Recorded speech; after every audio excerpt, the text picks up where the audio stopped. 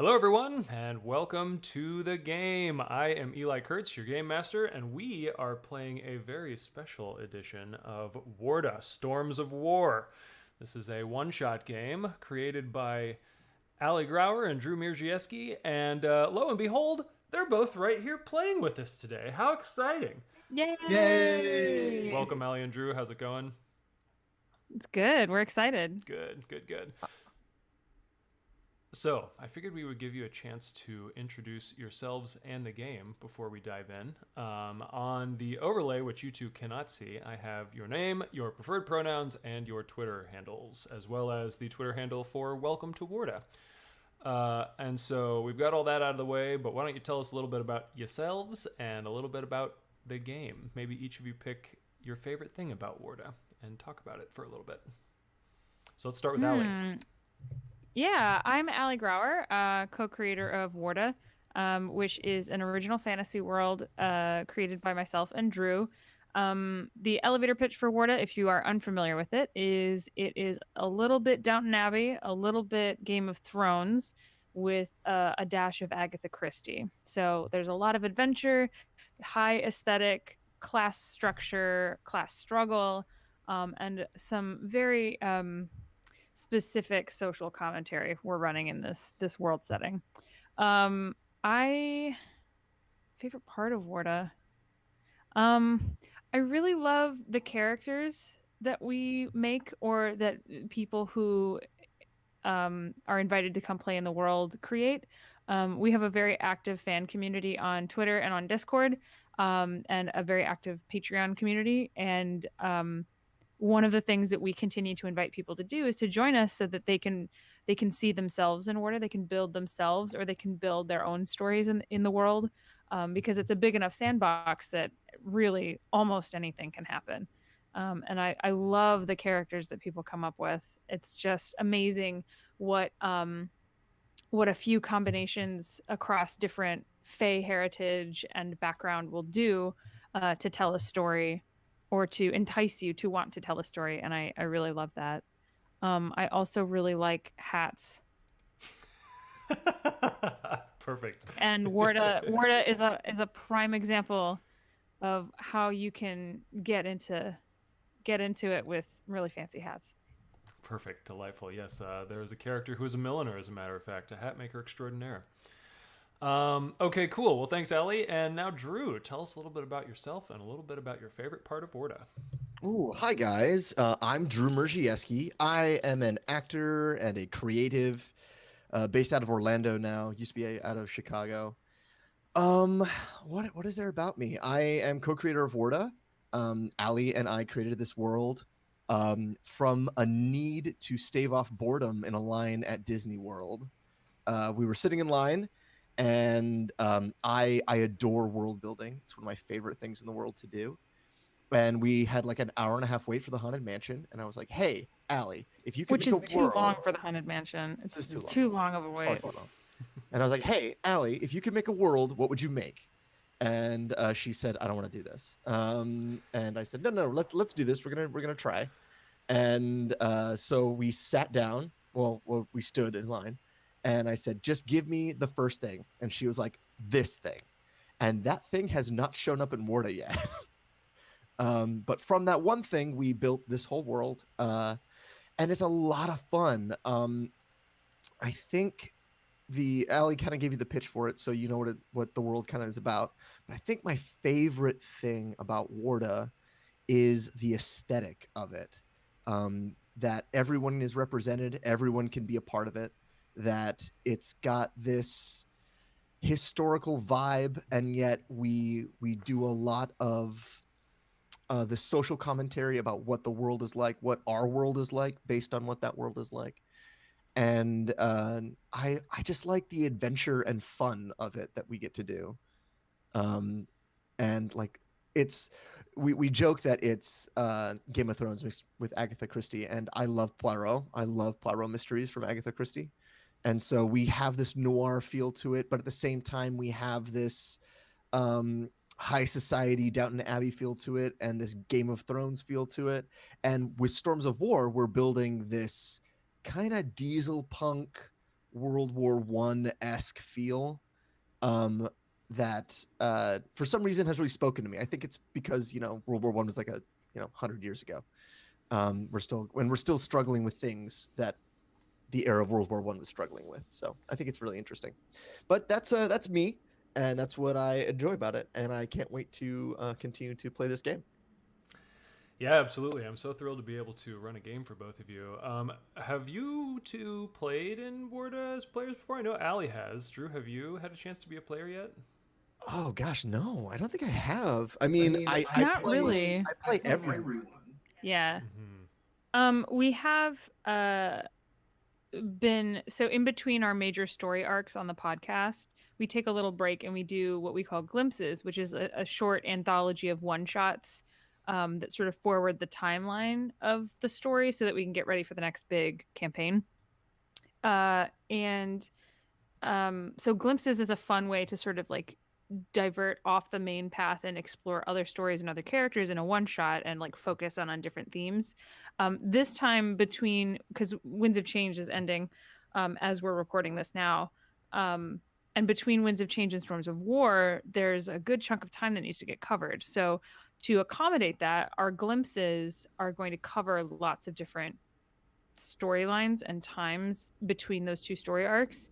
And because of the locational situation of us having left Chicago and now living in Orlando, we are building our garden of performers, I should say.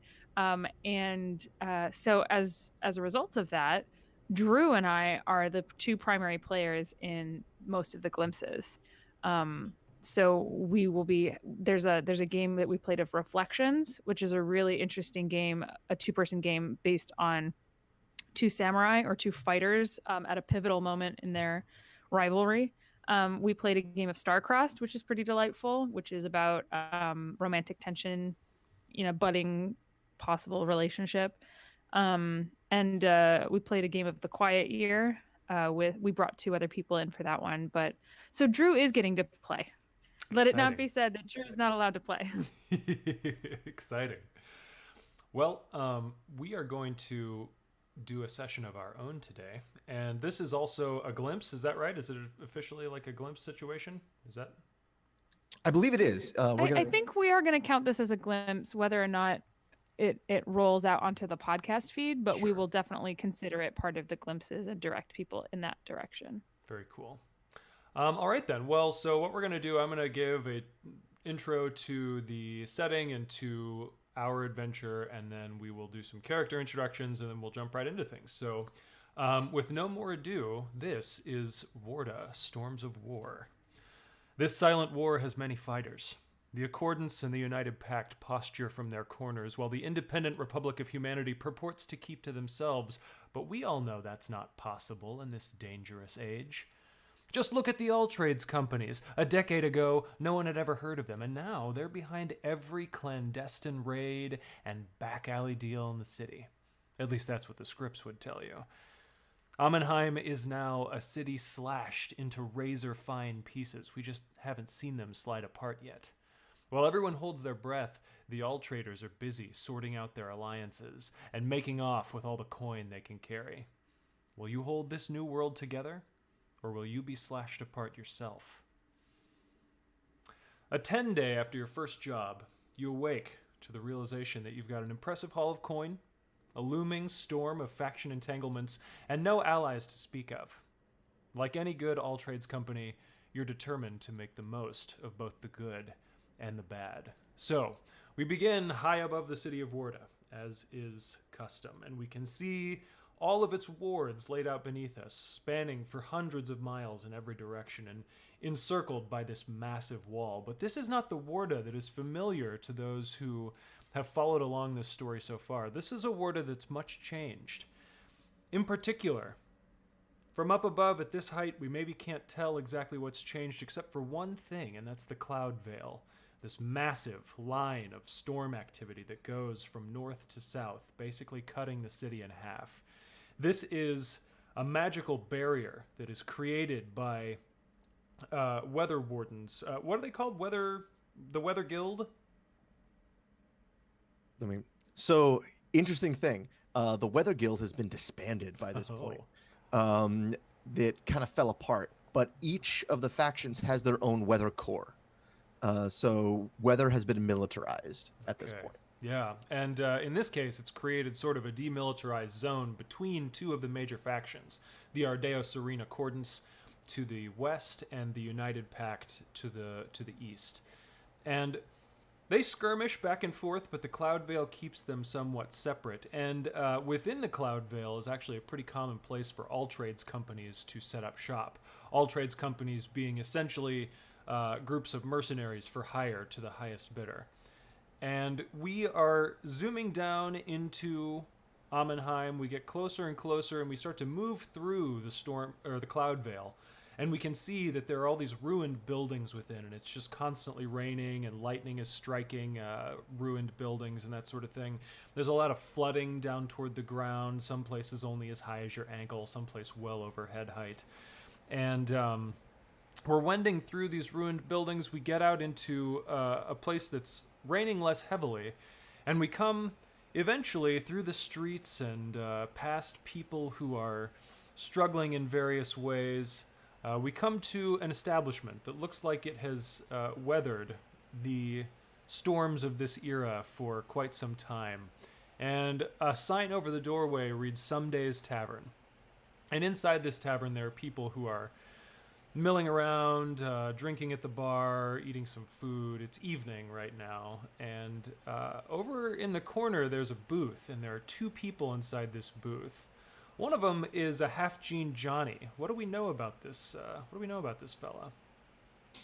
So this is Corin Bonti. Corin is he's about 5'11", 6 feet tall.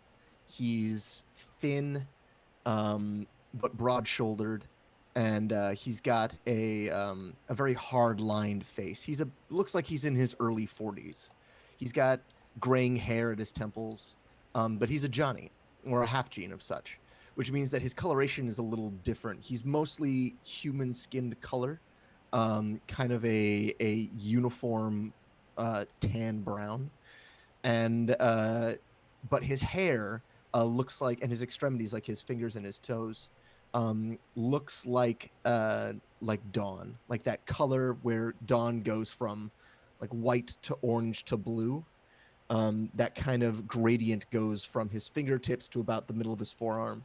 And we see it go from about his temples and into his hair. And he has longer hair. He's got maybe hair that like comes down to maybe about the middle of his face, but it's all pulled back and put into like a bun ponytail in the back. And he's wearing well-worn clothes. The thing that he wears the most is his old warden's coat. So he used to be a warden. He used to be a policeman long time ago. And he can't seem to bring himself to get rid of that coat. So he's wearing it, but it's stained and it's dirty, and the patches have been ripped off of it, and new patches have been put on. And there's new stitching and like new embroidery that he's kind of put onto it. But other than that, he's well worn. As we can see, he's sitting there. He's wearing a like a crush cap, like a World War II looking pilot's cap, but it's kind of slouched to one side. And he's got we can see underneath his coat he's got gun holsters. He's got one underneath his left arm, and then he's got one on his right hip, and he's kind of sitting at a table, this dirty oil stained table, with a glass that's not. It's all the glasses here don't match. They're all different makes and kinds. What he has is just like a jar, and it's full of a reddish amber liquid that he's swirling. And I'm gonna also say that he's smoking something. What is he smoking? Oh, Allie, do you have any ideas of what he's smoking? I don't think he's the type to do dream weed. No. Maybe. What were you gonna say? I think it's a smoke of some kind. I'm gonna say it's a they call it cinder leaf. Um, Yeah, I like that. and it does this when it's a let's call it it's a like a black brown like cigarette looking thing. And when he breathes it in, the smoke is exhaled is red and orange, and it's got like bits of cinder like spark in it. Like little Like embers. little embers that come out of it. It's a nice compliment to his coloration, his skin coloration. Yes. Very nice. And he's seated across the booth having furtive conversation with a young woman, young Nayati woman, as a matter of fact. What do we know about this character? Verity Waxler is a good-looking Nayati woman, just past her tide turning age. So she's about 100 or so. But we don't have tide turnings anymore, not since Stormfall. She is a Nayati is a water fae, and as a Fulgi Nayati, she is very fishy looking in nature. The fish essence that her physiology is based on is a vermilion snapper, not a red snapper, a vermilion snapper. So she has sort of this like soft, shimmery, pearlescent, pale, fading into rose gold, that fades into more of a vermilion red along her spine. So if you think about like the belly of the fish is sort of pearly white, and then it fades into that vermilion red to the back. That's sort of the way her skin looks. And she has about shoulder length, styled, curled. I think we said like blonde or like strawberry blonde kind of hair. Blonde, but with like a rosy hue to it. And her eyes are large and lovely and dark sapphire blue. She is, to anyone who knows her full name in this area, she is known to be the youngest daughter of House Waxler, which prior to Stormfall was known for being in charge of grapes in the agricultural guild, which means that her family is known for the winemaking for the greater portion of Ammingrad, as far as like classy wine anyway. So yeah, she's young, she's good looking, she's opportunistic, she knows, she is very familiar with the ins and outs of Cloudvale, and she and Corin have been partnered up for some time now, running little jobs here and there, keeping busy, and looking for a way to get a leg up in the world. Absolutely, yeah. And speaking of jobs, the biggest one that you've been on so far was just a 10-day ago. You ended up catching word that the Independent Republic of Humanity needed help securing a storm generator.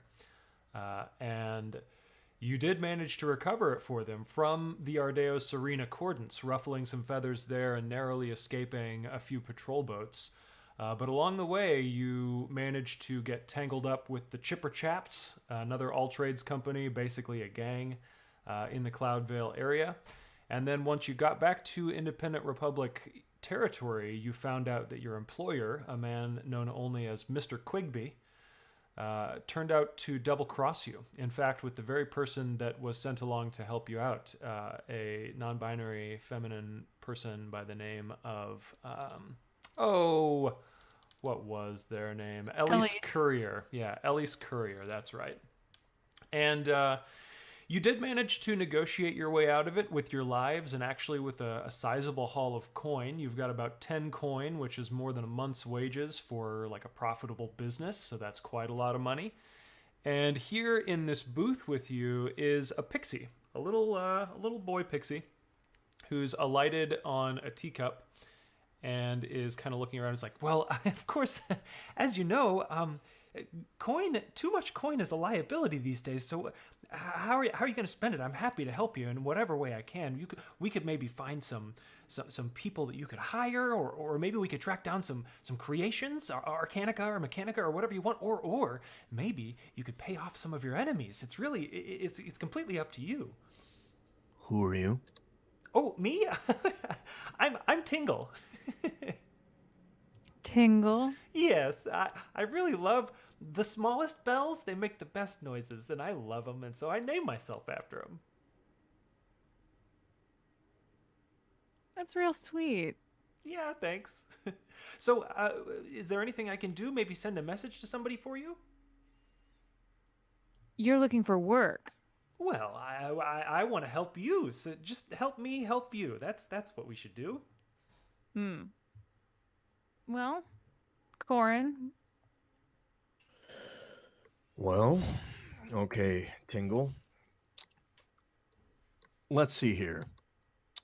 Tingle, Verity and I have talked about it, and I'm curious if you can find someone to get us involved with buying a ship. Oh, a ship? Oh, sure. Well, I think I could do that. It might take a lot of digging. Let me see here. Yes, I know just the person to talk to. I'll get away and talk to them right away. But what kind of ship would you like? Perhaps a sky ship, or perhaps some other. We're looking for a sky ship, something that can go high altitude. But nothing too big or obvious. Of course. Under the weather, as it were. You want to slip by unnoticed. That makes good sense right there. Good sense. Well, if you're going to have a ship, you're going to need a crew. Should I perhaps look for people to hire as well? Sure. Very well. Very well. Ship. Let's say it'll be 4-person crew, if you can get that, including me and Verity. 4-person crew. Very well. I think I could probably procure 4 people for the sum of 6 coin or so. Does that include the ship? Well, no, the ship will have to get on our own. I thought perhaps you would prefer not to pay for that one. No, that's a good idea. Yeah. That's not a bad idea. See, I do underhanded Alltrader things too. Yes, you do. Tingle, how old are you? How many days have you been alive? I've been alive for 8 whole days. That's magnificent. Congratulations. Yes, I'm a quick learner. I can see that. Excellent. So what I want you to do, Tingle, is I want you to go find these people. We'll pay them 5 coin, not 6. And meet us back here. Is that all right? 5 coin? Well, I will see what I can do, but if you want to negotiate price, perhaps you should come along yourself. Let me finish my drink, and we'll come along. Very well, very well. So, in this section, we've got coin that you can spend. You've got 10 coin available to you, right? And I had priced each cohort, which is a Blades in the Dark unit, like a small gang, at 3 coin. And because you are a tier 0 crew, that means that your gang, each gang is no more than 1 or 2 people. I'm going to go ahead and say it's 2 people, so if you want to get 4 people, that's 2 gangs and 6 coin total. Whenever you develop your gangsters that are helping you out, you have some customization that you can do. Let me just open up the appropriate page here. I'm having a podcat right now. This is Bruce. He's not going to stay on the desk, though. I love Bruce. Bruce is good, but he's also a jerk. Okay, so what we need to do is track down some gangs that you can use. So we have 5 options in terms of general flavor. They can be adepts, which are scholars, tinkerers, occultists, chemists, that sort of thing. Rooks, which are con artists, spies, socialites. Rovers, which are sailors, carriage drivers, deathland scavengers. Skulks, which are scouts, infiltrators, and thieves. And then thugs, which are killers, brawlers, and roustabouts. Now, if you want a crew to man your ship, I think at least one of those 2 that you're getting should be rovers, the sailors in particular. right? Yeah, I agree with that. Do you have any thoughts about the flavor for the second gang that you want to hire? I feel like the other one should be either a thug or uh, the thief one, the infiltrator one. Skulks. Yeah, either a skulk or a thug. What do you think? I mean, it really depends on how we want to continue to work. Because if we want to keep working in a more of a clandestine way, then we're going to need skulks. Right. If we want it to be more of like we're going to go in and do the thing, without, you know, without being subtle, we want thugs. How do you think? I mean, personally, I think that we go in, but this is what Corin wants. Corin wants to continue to be overt. But what does Verity want? Yeah, Verity definitely wants to continue being covert so that they can get away with more for a longer period of time. But if we continue to be overt, we get a better reputation of what's going on with us. Mm-hmm. That's true. So Tingle is listening to this conversation going on, and he's like, "Well, it's a classic problem. Do you want to gain momentum without gaining attention, or do you want to gain attention and get momentum that way?" Yeah, I mean, it's just, the curse of the Alltrades. Mm-hmm. But you would know that. You're 8 whole days old, so. Of course, yes, almost a whole 10-day. I've learned a lot in that time. I've read a whole book. Which book? I didn't read the cover. I just read the words inside. It was very interesting. It was all about the Alltrades and how they came to be, and of course there's not a lot of information yet because they've only been around for like a decade, but right. I learned everything that I could, and I hear that they have connections, roots with the criminal underworld of the previous era. Do you know if that's true? Interesting, Corin. Isn't that interesting? Yeah, that's very, very interesting. But here, Tinkle, let's say that we'll continue to help you out and make you learn about the Alltrades if you can pull off this little job for us. So you can do that. Let's go with thugs, shall we? All right. So I should go out and round up some rovers and some thugs and then bring them to you for negotiations, yes? That is right. Correct. Very well.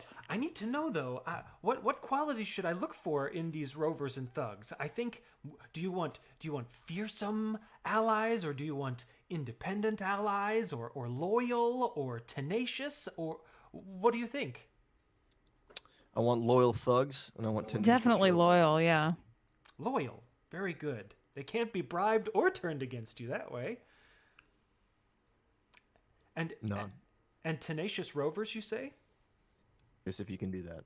Ah, yes, they won't be deterred from any task, no matter how badly the winds blow around them. How exciting. Well, I'll go find them. Just you wait, okay?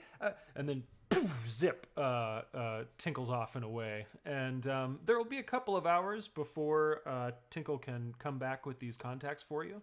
So, first of all, do you want to meet here at some days, or do you want to go somewhere else? And then second, is there anything you want to do in the intervening time? What we should probably meet somewhere that's not some days, because some days is kind of like our place, right? Yeah. Drew. So we could pick a different location maybe to go to meet up with these new cohorts. I'm sure there's an abandoned building a couple of blocks away we could use for that. Yeah, let's say that there's an abandoned rail station nearby. That we're gonna meet them in that abandoned rail station. That's good. I like that. Cool. In the meantime, is there anything I want to do? Yeah, I would. In the meantime, No, I don't think there's anything Corin wants to do in the meantime. He's just gonna sit and chill and wait. Like, he understands that you rest when you can, and that we're not gonna be able to rest for a while if we're gonna do what we plan on doing. Very nice. Okay. So you rest up for a little while, and then a couple hours have come and gone, and you find yourselves at this abandoned rail station. So inside this, I imagine something that's fairly tall, 60 or 70 feet tall, and then you've got these big windows up at the top that let light in, but it's mostly dilapidated inside. It's pretty empty, but there is a track that's got some partially scrapped rail cars. And then there's an elevated little foreman's office that has a little gangway that leads to it. And there aren't really any crates or anything in here. There's like an empty spool, giant spool that probably held some really thick cable once upon a time, but now it's just kind of a giant wooden thing lying on its side. Where are the two of you situated within this, waiting for Tinkle to come back with these cohorts? So Corin is gonna be we're gonna meet them on the gangplank, like there's like a place in between where you can walk over and get to one side and walk over and get to the other side of the tracks. So we're gonna meet on top of that, which is in the center of the place. And so Corin is there, and he's literally going over and double checking. He's air stepping his way a little higher to make sure that there's nowhere that people can get the drop on them, just in case these guys are compromised in some way. He's casing the joint to make sure it's okay. Sounds good. And as a Johnny, you said air stepping. So Johnny have wind magic, and they can basically do a little bit of walking on air or running on air to get to certain places, right? Exactly. What they do is they actually solidify air, but it's usually it takes a lot of energy and a lot of focus to do a large amount of it. So what they do is they basically just they solidify the air just underneath their feet and then let it go. So they basically just step up. It's like walking upstairs for them. Cool. And then he can like stand there for a little while and like jump to other things and use air magic to like push himself and go over. But they can't fly. That's not something they can do. Okay, cool. It's more like falling with style. Exactly. Cool. Alrighty then. And Verity, where are you? Are you on the gangway as well, or somewhere else entirely? I think that in some of their dealings with other Alltrades or cohorts for hire, that they've sort of discovered that things go better when new faces think Corin is in charge. We saw that kind of in the last job we pulled. When we finally met up with Mr. Quigby, it worked out better that Quigby thought Corin was kind of the face in charge and that Verity was just a sidekick, even though I think they see each other as equals. So I think Verity is lounging near the entry point where she can see Corin on the crossway, and she can see sort of the whole area, but she can also see out the window and like out the door. So she's there, bundled up in her overcoat with the collar up, and she's got a little hat on and like a scarf and things like that. When covered up, she doesn't appear more than just, a passerby. She certainly doesn't look like an Alltrade at first glance. But underneath she's got layers of like functional clothes and like little things that they use to help them in jobs and things like that. So she's sort of wrapped up, but like keeping an eye on things. Mm-hmm. And I think in the past that she's even pulled like a, hey, are you looking for a good time kind of thing, just to get a bead on people. Yeah. And she's not sure if they're going to need that today. They probably won't, but she likes to be posted near the door to see everything and see them as they come in too. Cool. One thing that we didn't cover about your characters yet is that you are using reskinned Blades in the Dark playbooks. I know that Verity is a Glittance, which is a reskinned Slide, I believe. Correct. Yes, and so you're all about social manipulation, schmoozing, and that sort of thing. And then Corin is, I can't remember, Sidestride? Is that the... Sidestride is what they're called. And that's a reskinned Hound playbook. So you're kind of like a reconnaissance tracker sniper type. Yep. Yeah, cool. So here's one last question. Corin, have you brought along your ally Vorg with you here, or are you keeping him away for a special occasion? I'm gonna keep him away for a special occasion. I feel like Korn thinks that this isn't something he needs to call in anything for. Mostly, I honestly think Korn does not like to call in help. Cool. He's very self-sufficient. He thinks that he can do it on his own. So that's what he's going for with this. Cool. All right. So as you two are situated waiting for this meeting to happen, you hear down at the bottom this kind of cavernous groaning door.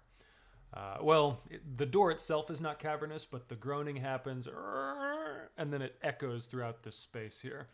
You hear footsteps, and eventually you see some figures walking up this gangplank. There are 4 of them. Up in the lead are a couple of really capable-looking people. I don't know necessarily what species they are. I don't know what gender they are. I'll leave that to you to describe, but they look a little dangerous. You can tell they move like soldiers. You can tell that they carry themselves with honor. They're not just your common gangsters. They're not brawlers from the streets. They're a little refined. And then behind them, there are another 2 people. Again, species and gender are up to you two to determine.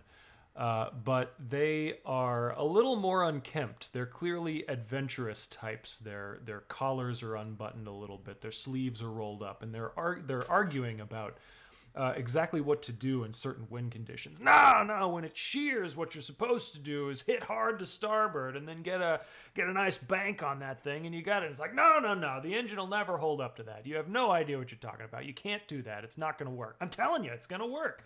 And they just keep talking back and forth. But Tinkle flits over to you and is like, I found some cohorts for you to interview, and I think you'll like them quite a bit. Thank you, Tinkle. I appreciate that. Yes. First, these 2, I found out they are soldiers looking for work. They're loyal, just like you said. But I will say they do have principles to follow, and let that be your guide as you talk to them. Okay? All right. Let's talk to them first before we talk to the other ones. Yes, of course. So these 2 soldiers come up to you. What do they look like? I'm gonna take one. Allie, you can take the other. Yeah. How does that sound? Cool. My first question is this: what military are they from? Yeah, that's a good point. They look like they are from the United Pact based on their insignia. Okay, so United Pact soldiers. Mm-hmm. Immediately, Corin gives a sigh of relief. As they get closer, he can see. So they're wearing like oil coats. So it's an outer coat that a lot of people wear to keep the rain off while you're in the cloud veil. But as they get closer, he can see inside that coat, and they're wearing the blue uniforms of United Pact. The first one that he sees is a full gene Ifriti, a female one. She is roughly 7.5 feet tall, and she is like built like a freight train. This huge Ifriti woman. She's got. Let's see here. She's got orange and red flame skin. There's even she's got tattoos that go up her neck that make it look like she's on fire. Like she's got and they're like up her forearms and stuff. She takes off her oil coat and puts it to the side. Her hair is a flame blue. And it's done in that like Viking like braid plate, horse plate type thing that we see in Viking TV shows. She's let's see what else. She's got what are her horns like? Oh, her horns. Yeah. Her horns are ram horns. And they go from the top of her head down the back, and then they do the curl, and they come up to about here, and then they go outwards. So she's got ram horns that do back, up, and out.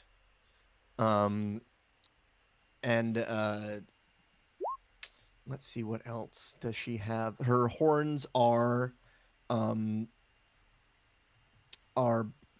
same color as her skin, that red and orange color. And what else? What else? She's got something. She's got a huge square strong blade, which is basically like half of her height, and it's strapped to her back. That as she, she's got a very large blade with her. That's what she's got. And that's the first one that we see. So who's the other one? The other one is a male Johnny, full Gene Johnny. He stands. If she's 7.5 feet, he's probably 6 foot. He's lean but strong. He looks like a good, solid soldier type. A little broader than perhaps what the cultural image of a wispy, willowy Johnny looks like. Corin, I think, is on the stronger, almost burlier side as well. So they match each other, I think, in stature. This Johnny he has like an undercut with like a shock of hair that comes out over the top that's very, very tightly waved, like finger waves from like the 20s. But it's just natural. It just does that. And he is marbled, which is a skin type that Johnny sometimes have, where it's two colors that are marbled together, basically in a pattern all over their body. It's very mysterious, and it's an occasional thing.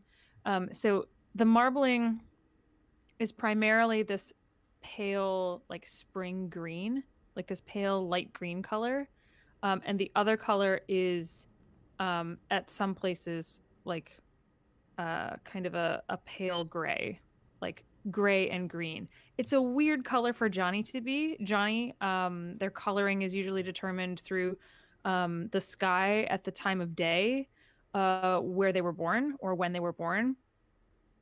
He was born early in the morning, and there was something going on in that area that caused the clouds to look caused the sunrise to look green instead of usual colors. So it's odd at first. It reminds me of a sun shower Mm-hmm. at dawn or dusk. Yeah. Whenever the rain is coming down and the sun cuts through it, it makes that kind of weird pale green Greenish. yellow. Yeah, it's an odd color. Like at first glance, Verity herself is like, "Oh, a Nayade," and then it's not. It's definitely a Johnny as he gets closer, and his eyes are like a bright cornflower blue. He's Cool. got like a young, like intelligent, lit from within kind of face. His hair with the tight finger waves is unusual, but he looks strong and capable and focused. Very cool. And what kind of weapon does this Johnny have? He has a set of curved daggers Cool. that he wears on a belt at his waist. Cool. Very nice. Maybe possibly a strike as well. Yeah. Do you think they both have strikes? I don't think that the Afridi does. She doesn't have a strike. She's just got the strong blade. Okay, so then he has the two curved daggers, and he also has a rod strike, which is the medium of the length for magical strikes. Nice. So it's kind of like it's about the size of like a walking cane or something, but it's a magical implement for those of you who aren't familiar that can be used to it's sort of like a magical gun, like a big wand or something. It can focus magic. Very cool. All right. So the Johnny walks up to you and he holds a hand out to Corin for shaking. He says, "I'm Zephyldor. Nice to meet you." Corin doesn't take the hand. He reaches into his pocket, pulls out a notebook, takes it out, and goes, "Zephyl core. That's Zeffel door. I'm sorry. XXX door. Zeffel door. I hear you're looking for help. We are. You offering help? Maybe to the right buyer. Tell me, what is it you want to do with this help? He looks him up and down and goes, "Did you get kicked out?" Kicked out. I'm more of a conscientious objector. That's what I like to hear. Here's what we need. We need people that can do the jobs we ask. We need people that are going to stay alive while they do them. And we're going to need people that are not afraid to do a bit of collateral damage along the way. If that's something you think you can do, we'll pay you. We'll make sure that you're taken care of. And we'll make sure that you make a name for yourself. But if that's something you can't think you can do, you and your friend, what's her name? She steps forward. I'm Imbra Kalari. He takes out his notebook. Imbra Kalari. She holds her hand out to shake as well. Are you going to ignore it? He looks at it, looks at Zeffel, and shakes her hand. Oh, okay. Zeffel definitely takes notice. And yeah, he's like, all right, so we have a couple conditions about the work we're going to do. You said you want to have people who are more or less unscrupulous, people who aren't afraid of a little collateral damage. Tell me, who's this collateral damage designed to hurt? If I had my way, the Accordants. But mostly, we just want to survive. I just want to make sure that we survive. Zeffel looks back at Imbra, and Imbra looks down at him and nods. And he looks back at you. I think that'll be agreeable. You see, we left the Accordants first, and we went to the United Pact, and we found that they were all wishes and promises there too. We want to actually do something with our skills, and Really? we want to do something to the Accordants with our skills. So, you want us to hurt them? No problem. You want us to hurt somebody else? Well, no guarantees. Good to know. Well, I'm convinced. Verity?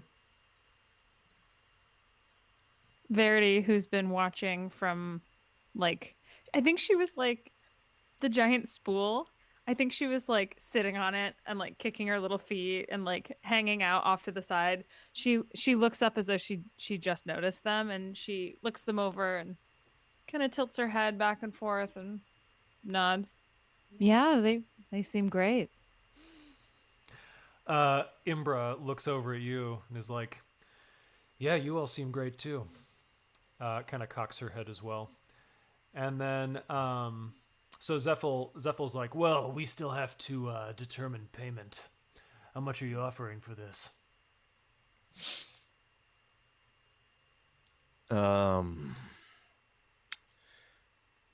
You'll get, depending on the score, you'll get 20% of the score. And let's see here. We'll feed you. We'll make sure you're equipped. And if you do good after 2 or 3 jobs, we'll see if we can go up.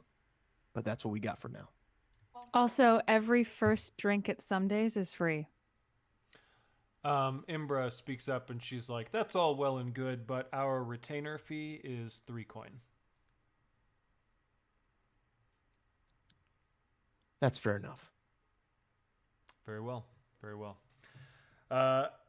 Zeffel looks back at Imbra one more time and then says, well, I think you've got some new partners in this endeavor. What do we call ourselves? Anything in particular? Verity? Red Dawn. Red Dawn. He looks at Corin and sees his forearms, and he's like, "Well, we'll see if we can get you there." All right. All right, so they kind of move past you to where they're behind you, chilling out, basically just taking in the area, trying to gauge its strategic value. And these two rovers come up to you, and they too are somewhat unique individuals. Allie, let's start with you. What's one of these rovers look like?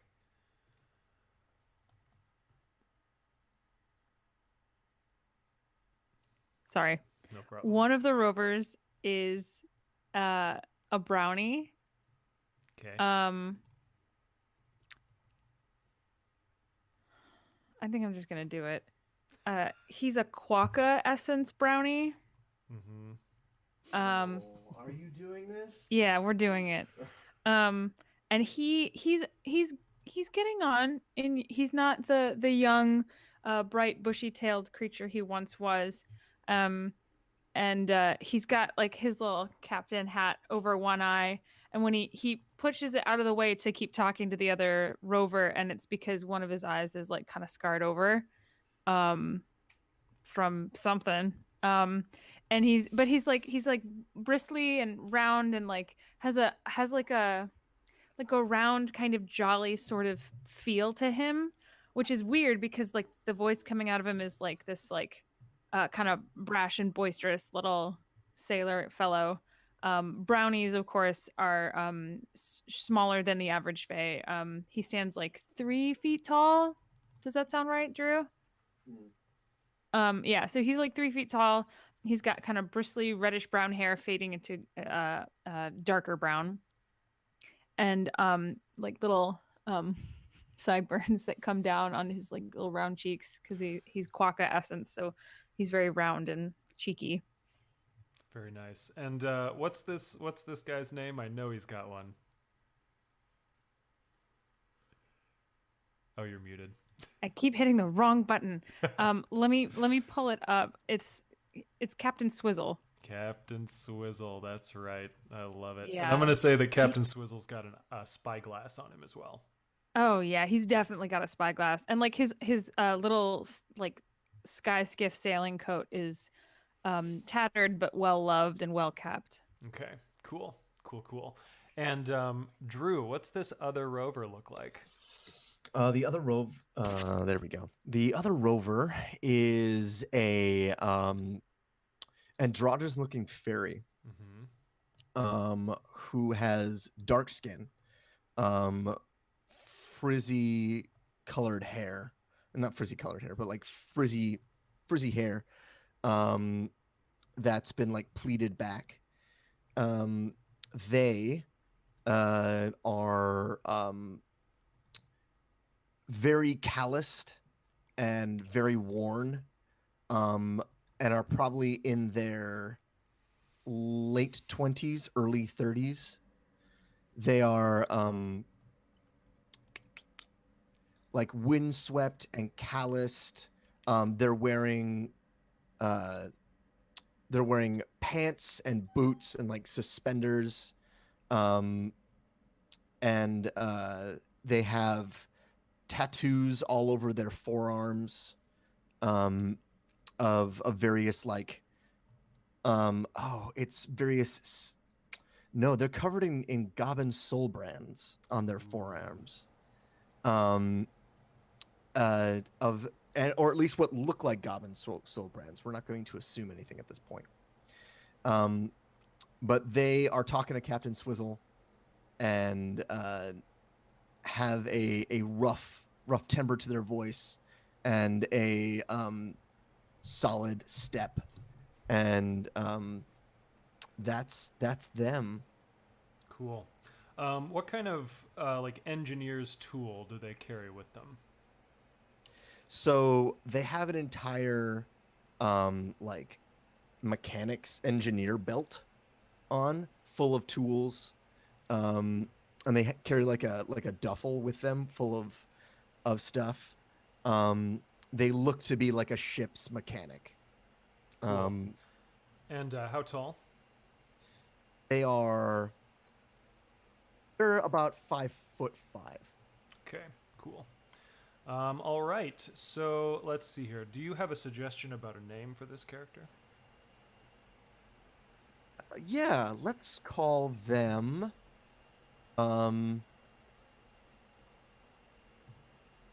Ash. Ash. Ash. I'm gonna have to use it. Ash Woodwick is their name. Woodwick. Okay. Cool. Cool.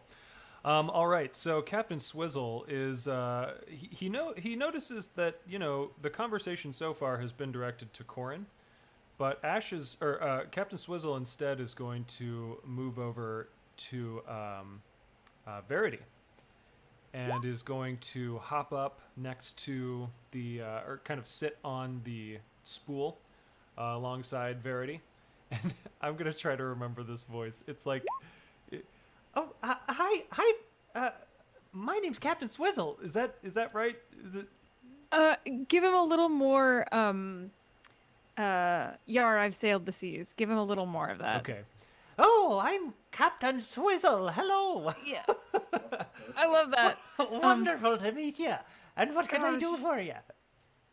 Well, hi. We are looking for folks to join with us.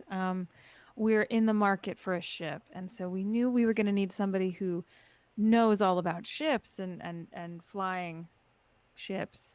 You look absolutely like an expert. Why, Ash and I, we've sailed these skies for so many years, you wouldn't believe it. Oh, I'm only too happy to lend my services to you, of course. Oh, wonderful. We're very interested. Yes, There are some there are obviously going to be some I don't know what word he used. Some specifications for what we plan to do, of course, and as long as you're okay with all of that, I think it would be a great partnership with you both. Ash is going to chime in at this point. I hear that there's free drinks at a tavern somewhere if we start working. Yes. Oh my gosh. Some days Tavern. Some I'm days. very, very good friends with Mimsy Someday, and every first drink is free. Never been there myself, but I've never turned down a free drink before, so there's that. Right? We have so few luxuries in this life. We have to take advantage of the ones we have, right? Captain Swizzle chimes in. Oh yes, yes. You see, we've gained a fondness for the drink in the past few years. We love a good party, that's for sure. I can see that. I love it. Yes, indeed. Yes, indeed. So tell me, I heard you're offering 3 coin to those other folks over there. Did we? I'm not sure. Corin?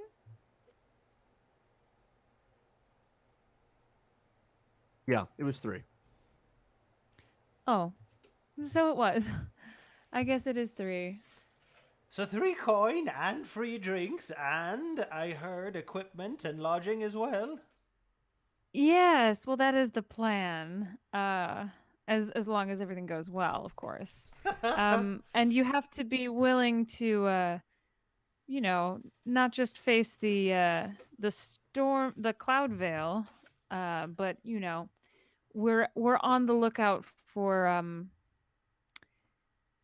ways to make an impact, if that makes sense. An impact, yes, of course. I think I could do something about an impact. You know, this one time, I was piloting a skyship and it started to go down. Made quite an impact, yes. That's exactly what we're talking about in a metaphorical sense. Metaphor. In a literal sense, we don't want to crash the ship we're about to take. Oh, yes.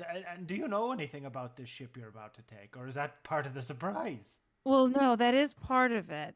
We're hoping that you could assist us in locating one that would be, airworthy for what we have in store. Well, yes, of course. Yes, of course. And would you like something big enough for all of us to stay in as well?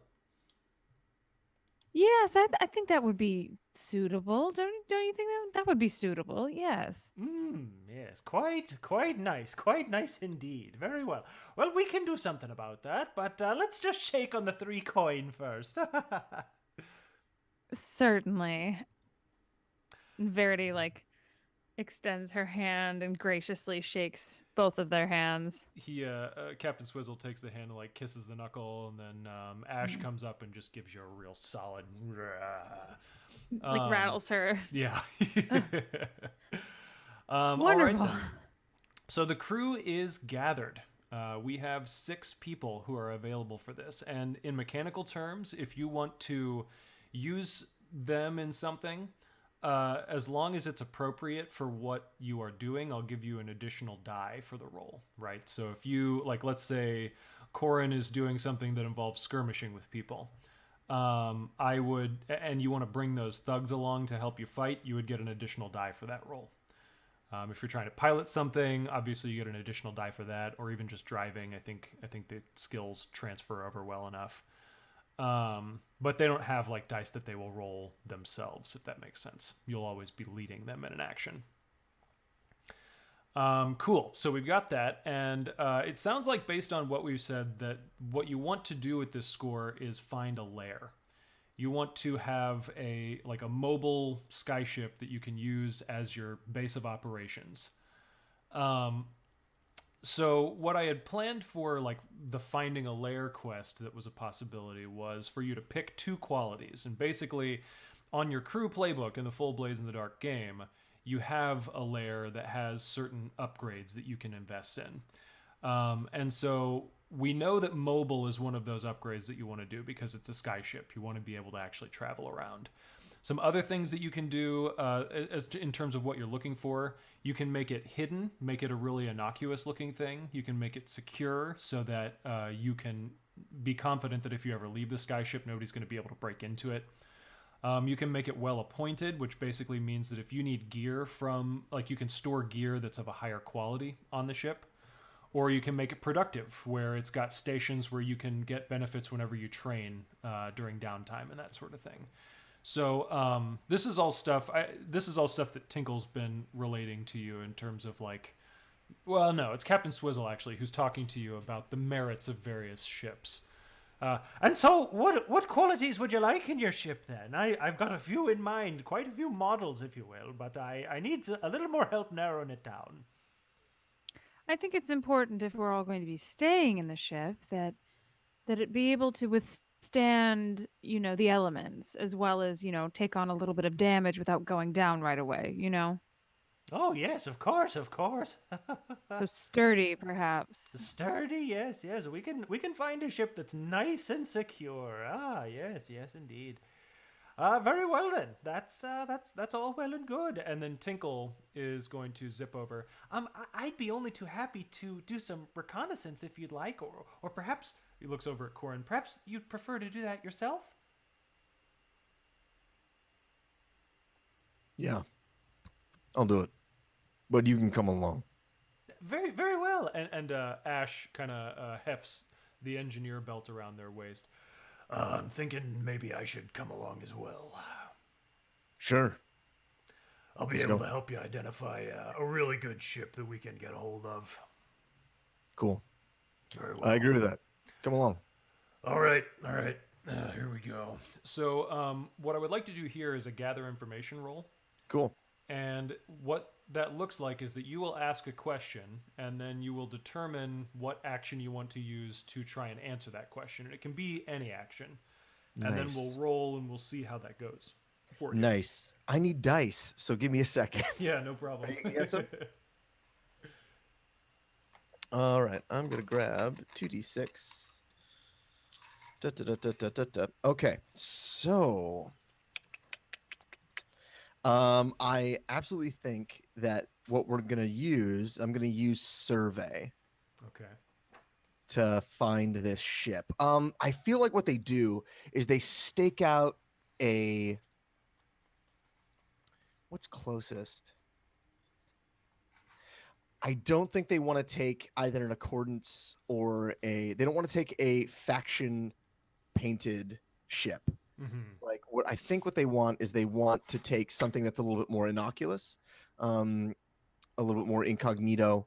So I think they go to a commerce guild station, and just watch the ships go in and out. and they start surveying like which ships would be the best that particularly come to this particular port. Cool. Very nice. Okay, so go ahead and give me that survey roll then. Okay. And position and effect don't matter for gather information, so just let me know what dice result you get. And just as a refresher, I have a 2 in survey, so I roll 2 dice. Correct. Okay. Let's roll these 2. I got a 6 and a 1. A 6 and a 1. Okay, so a 6 is a great result. So you get exceptional details. The information is complete, and follow-up questions may expand into related areas or reveal more than you hoped for. So what I'm going to say, you were looking for a suitable ship, right? Yes. So you do definitely find a suitable ship, and I will give you...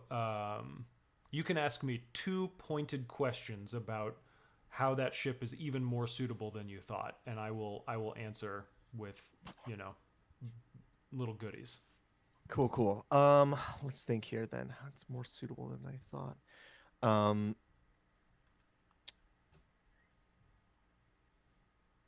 So I guess my first question is, how does this ship, out of all the ships that go in and out of this airport, basically, how does that ship make? Why does that ship make Corin go, it is that one, nothing else? There's no other one, just that one. And it's the ship that he's like, we're not even going to look at any other ship. We're going for that ship and only that ship, not the make of that ship, that ship. Yeah, so I think what happens, you're looking around and you're kind of scouting out different things, and then the ship just pops into view, and it's amazing. It's this really unattractive looking ship. It's nice. It's basically gonna make Verity so upset. Yeah, it's basically a Hulk. From the outside, it looks like it's just this cargo thing. It looks like it's got a freight container kind of hanging off of it. It's really not the sort of ship that you would expect an Alltrades company to be in, because Alltrades companies are so often kind of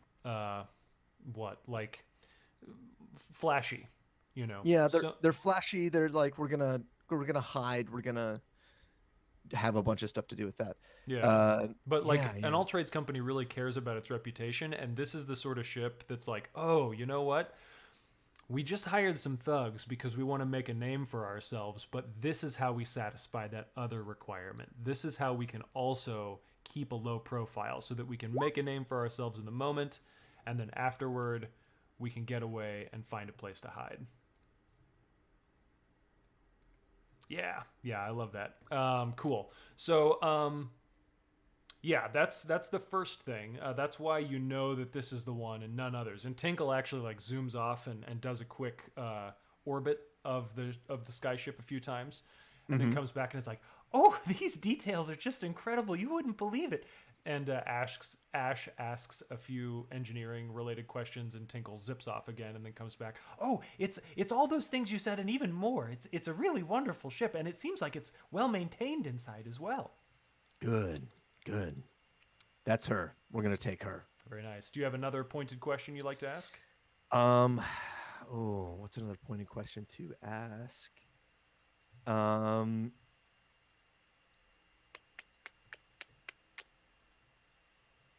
How livable is she, in the sense of, do I look at her and say, that's a ship that we can fly away and maybe we can live in it for a little while, but eventually we're gonna have to find like a main base that we're gonna dock her at all the time? Or is it a like, we can live in this thing forever? Yeah. So here's the thing. It does have living quarters, but the question is it more suitable for staying undercover, or is it more suitable for being a home? What this means mechanically, I said, for finding a lair, you can pick 2 qualities, and you had picked mobile and secure. You can pick one more quality, and it can either be hidden or it can have living quarters. It's your choice. Oh, that's interesting. Actually, Allie, what do you feel? Because I know you have thoughts about not wanting to live in the sky. So what we're doing, we're looking at what particularly if this ship is either a thing we can live in or a thing that we can spend, or if it's like stealthy. Like, do you have a thought about it? I would prefer stealthy. Cool. Then that's what it is. Cool. All right. So this skyship that you found is not only hidden and mobile, but it's also secure. So this is actually a really solid start for your adventures together. However, there is a catch. So you come back to, is it some days that you go back to, or is it this abandoned train station? Where are you going to reconnoiter to plan this score? So I feel like we're going to. I like doing it here. What do you think, Allie? At the train station? Or at some days? Here's the train station. Yeah, train station for sure. Cool. Okay, so you meet up at the train station, and I think you're up in the foreman's office at this point because it's sort of like everybody's on the same page now. They've all been hired. You might as well find the place that's got the table for you to make these plans, and Corin, you're kind of filling everybody in about what's going on, but you know that there's a catch, and it's one of three possibilities, and I'll let you choose which one that is. Either this skyship, even though it's in like a ministry or a transportation guild area, like a facility, it's in enemy territory, or the plan is a lot more complex than anybody thought it was going to be, or, and this is something that you actually wouldn't know, but it would be something that I would include, is that your activity has drawn the attention of an over-curious Seelie. And that Seelie is basically going to make things harder for you anytime there are consequences. Okay. I think the plan is more complicated. Okay. I think that has a bigger chance of shit going wrong for us, which will be interesting. All right. Cool. All right. So, you're relating these details to everybody, and you're talking about the complexity of it. Verity, do you have any thoughts you want to weigh in here, or should we just dive right into the engagement roll? Let's do it. Okay. Cool. So the engagement roll is basically the way that we will jump right into the action. But before we do that, we have to settle on a plan, a detail, and then a load limit, right? So your load limit is how much gear you're carrying into the mission with you.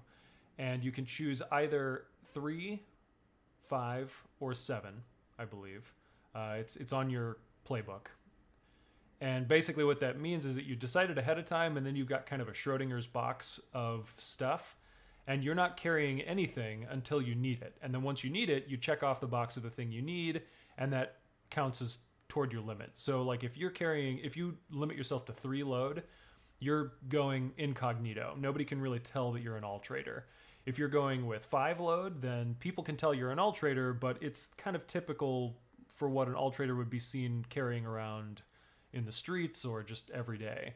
If you're doing like a 7 load, then not only do you look like an Alltrader, but you look like an Alltrader who's going to war. You are loaded down with gear. So which of those 3 do each of you want to choose for your load? I'm going to go with 5. 5. Okay. Yeah, I think Verity traditionally does 3 because it's easier for her to do what she needs to do as a Glittance if she doesn't look like an Alltrader. Sure. I'm tempted to do 5 though. What do you think, Drew? Do you think we're gonna need more stuff? What do you mean? I think that of what we're gonna do, this is important, so I think we need more stuff. Okay, then I will do a 5 as well. Makes sense. Cool.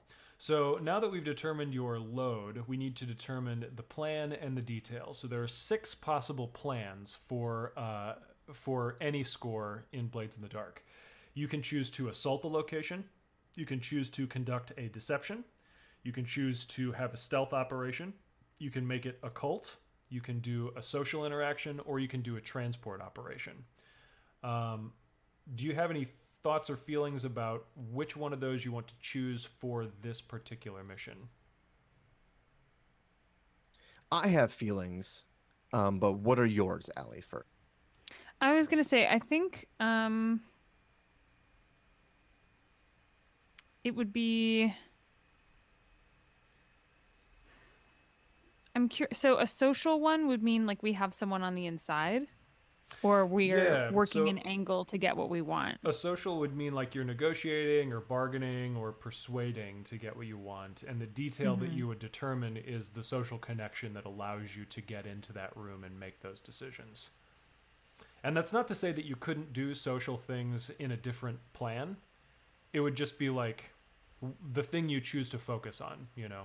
Like, for example, if you chose transportation, that doesn't mean that you wouldn't be sneaking around, and it doesn't mean that you wouldn't be fighting or like conducting a negotiation. Right. It's just that the arc of this mission would be about the trip from point A to point B.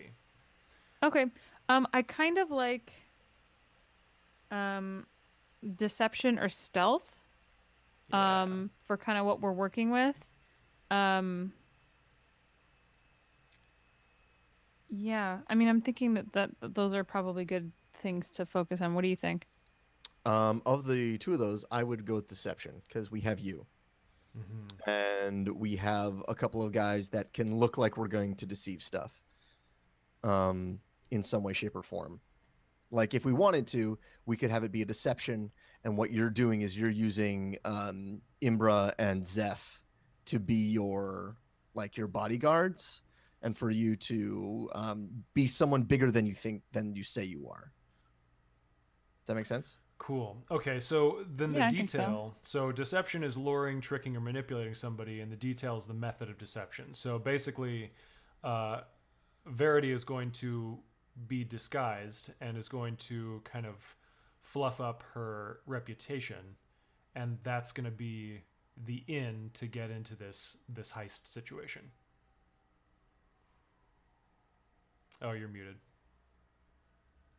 At some point while they're discussing plans, I think Verity is like, well, if we steal the ship, what's to stop them from coming after us once they see us in the sky later?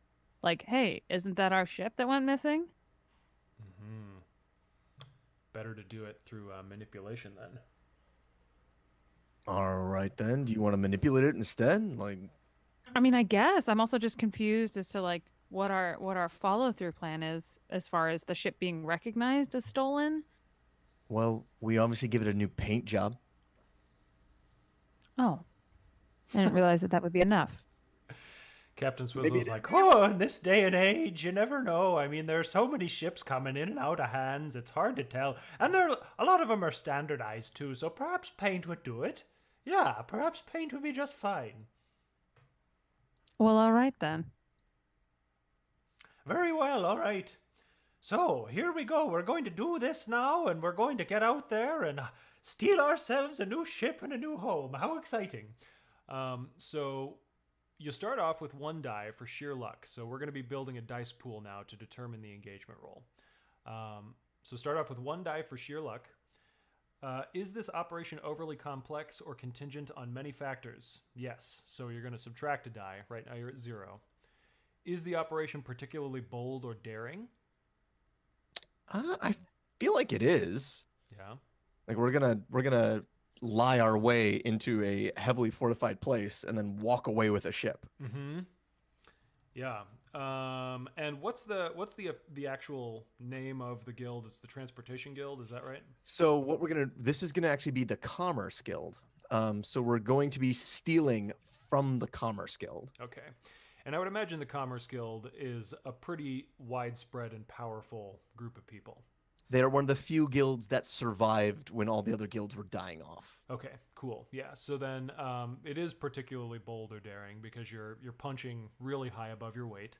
And so you can gain a die back for that. So you're currently at 1. Does the plan's detail expose a vulnerability of the target or hit them where they're weakest? So the detail is this disguised false authority to con them out of a ship. Yeah. Does it hit them where they're weakest? I think it does in a way. It depends on who you choose to be, Verity. Yeah. But what I really think is that we're going to hit them in the money.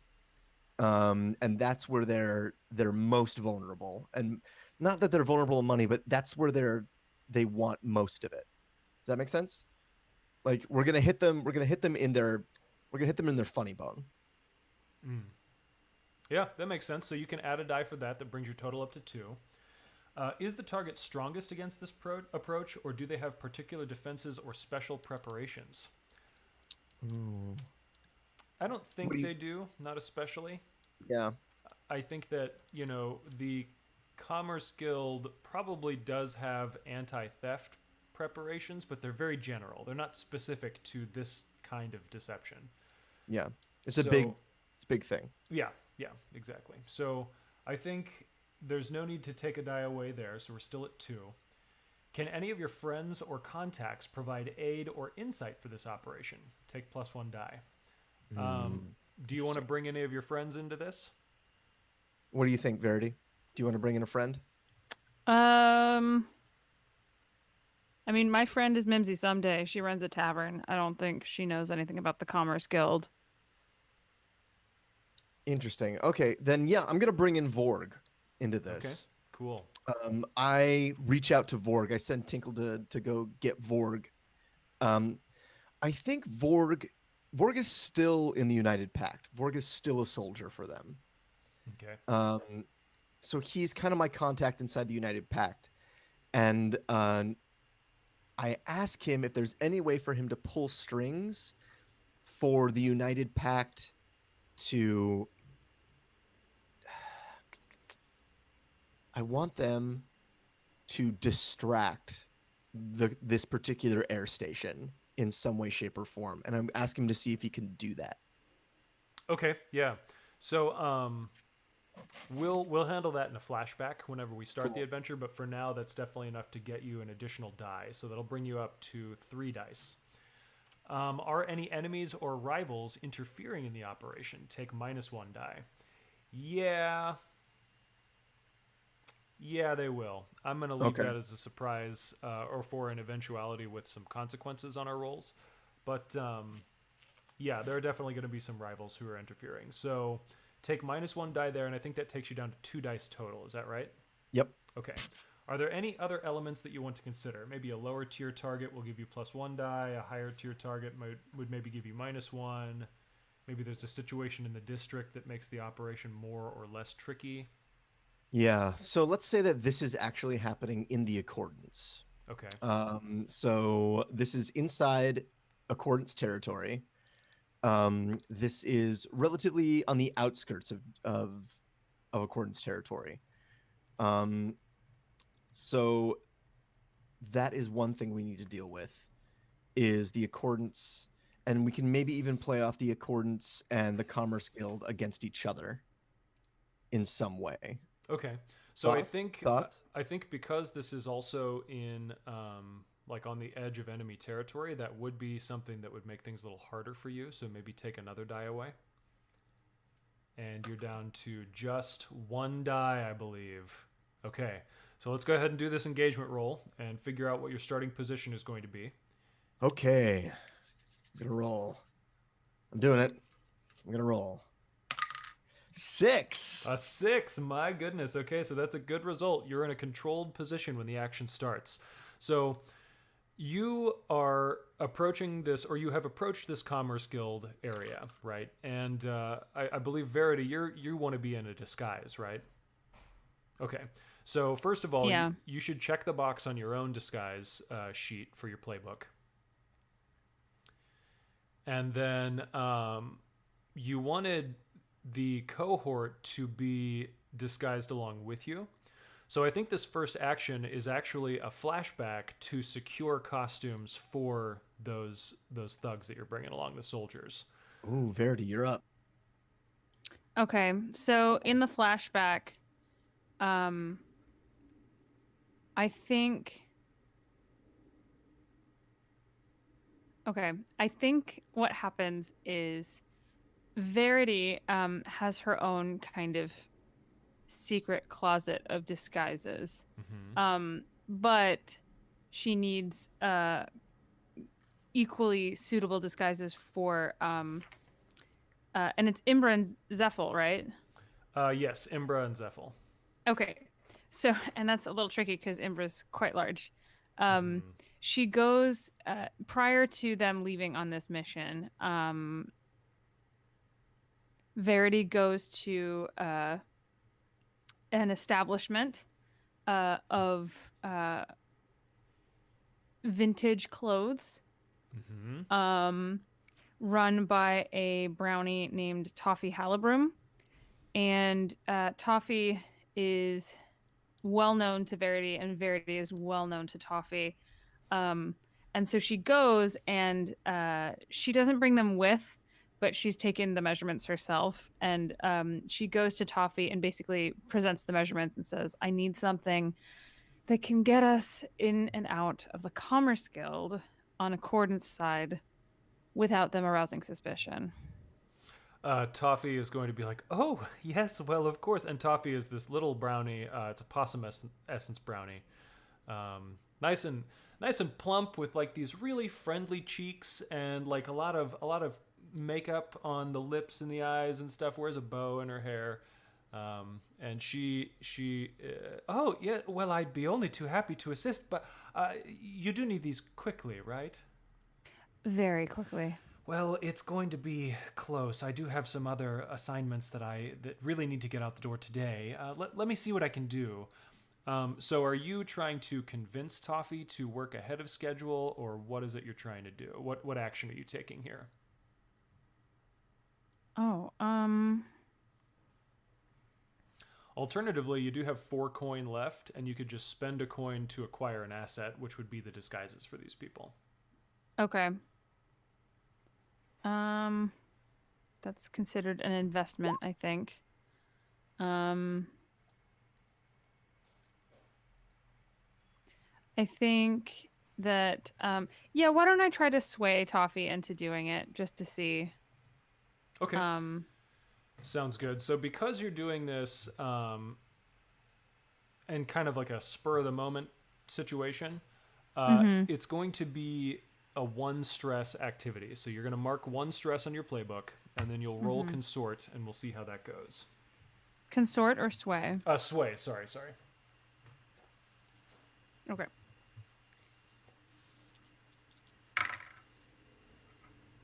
And I take the highest, right? Yes.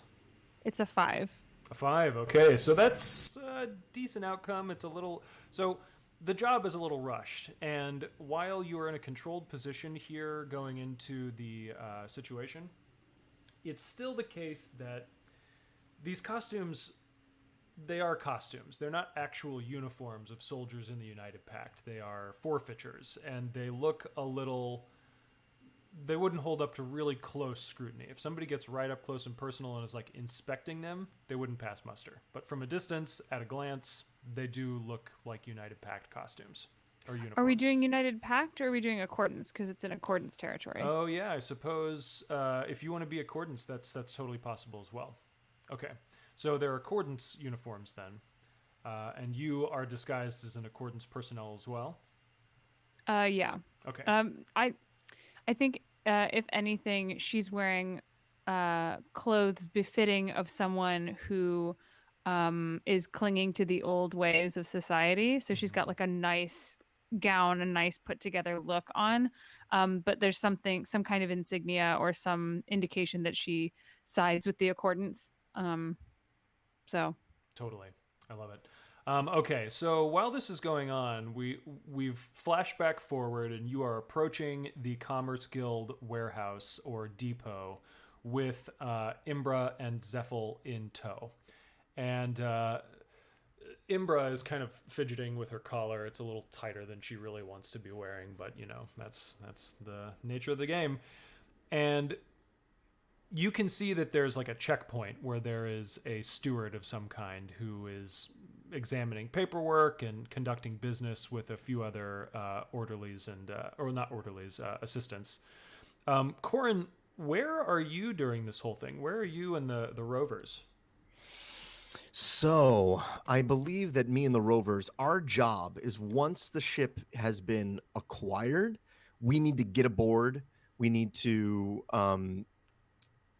Oh, no. So while they're doing this, while they're getting their way to their job during this whole thing is to make sure that we can leave. Our job as me and the rovers is to get onto the ship, clear the ship, and make sure that we can leave. Okay, so Does that make sense? they're getting approval for the ship to leave, and you are making sure that like logistically that's something that can happen, that the ship It's is absolutely able to be something piloted that can off. happen. And so the idea is that when we leave, it's going to look legit, and then the thing will never arrive where it's supposed to, and it's a mystery. What happened to it? We don't know. Like, so we're trying to make sure that this all looks legitimate as we get out the gate. Okay, so then maybe the situation is that you aren't even at the Commerce Guild place. You're somewhere else, and you're staging like an ambush. So whenever whatever crew pilots the ship away with Verity and everyone else, you're ready to jump them and hijack the thing. Exactly. I think that's perfect. Cool. So let's say that let us say that this sky station is on a floating island. It's not a very high altitude floating island. It actually kind of hovers just above the accordance. It's kind of like a rally point. If you're gonna like head out of the accordance, you stop at this small sky island. Ships are on there, stuff like that. So what we are at a Commerce Guild like flight barracks where personnel is, and we're here to take out the personnel and impersonate them to head on out there. Cool. So then it sounds like you are looking to get disguises as well, but you're doing it slightly differently. You're not having them constructed. You're knocking some people out and taking them. Yes. Cool. I think that's what we're doing. All right. So what action would you like to use then to get those costumes?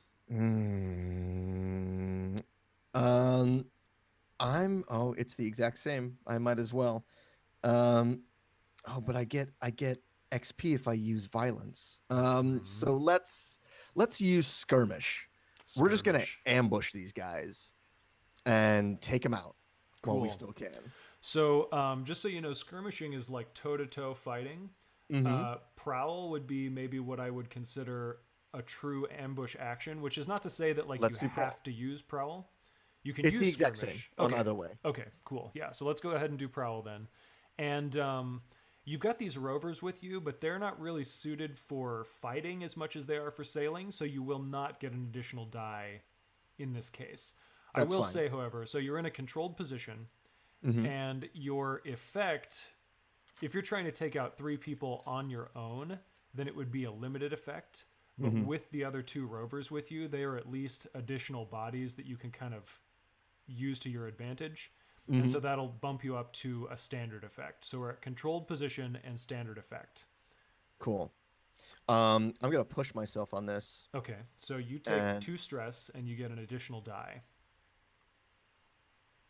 2 stress, an additional die, and let's roll it. 2.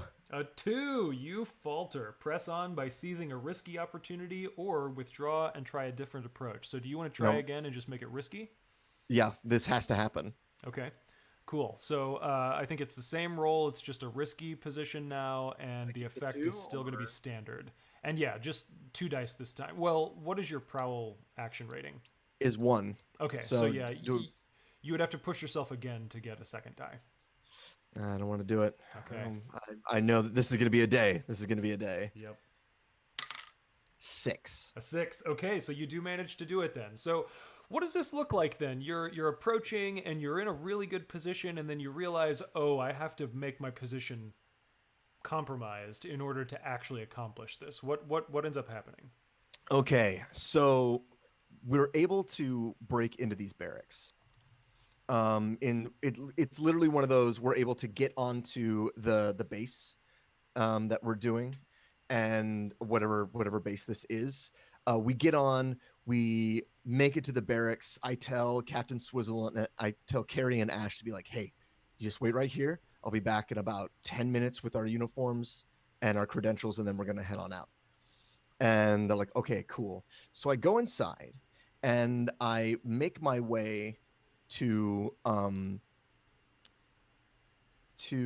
like a main room, like a place where I like find documents. I'm able to putting myself in a good position is that I have found documentation, particularly for this ship, for this crew, and I have this documentation that this is fine. I know exactly where they are. I know what I'm going to do. I'm just going to walk in. There's only the 3 of them. It's literally, knock out 1, 2 pistols on the other 2 and be done.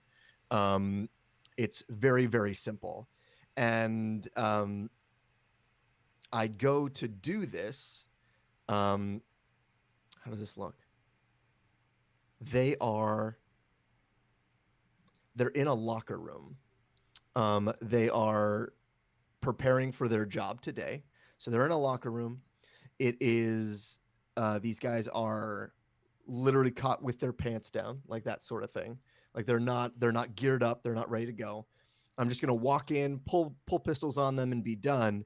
And when I do, the thing I didn't notice is that all 3 of these guys are like huge Sylvani. So they're big, they're intimidating. It's for some reason it's this like killer crew.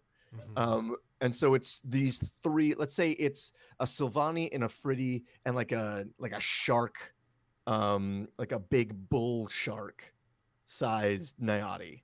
Okay. And so it's one of those, I walk in and it's like, all right, everybody. Oh shit. And so that's the I'm in a bad position.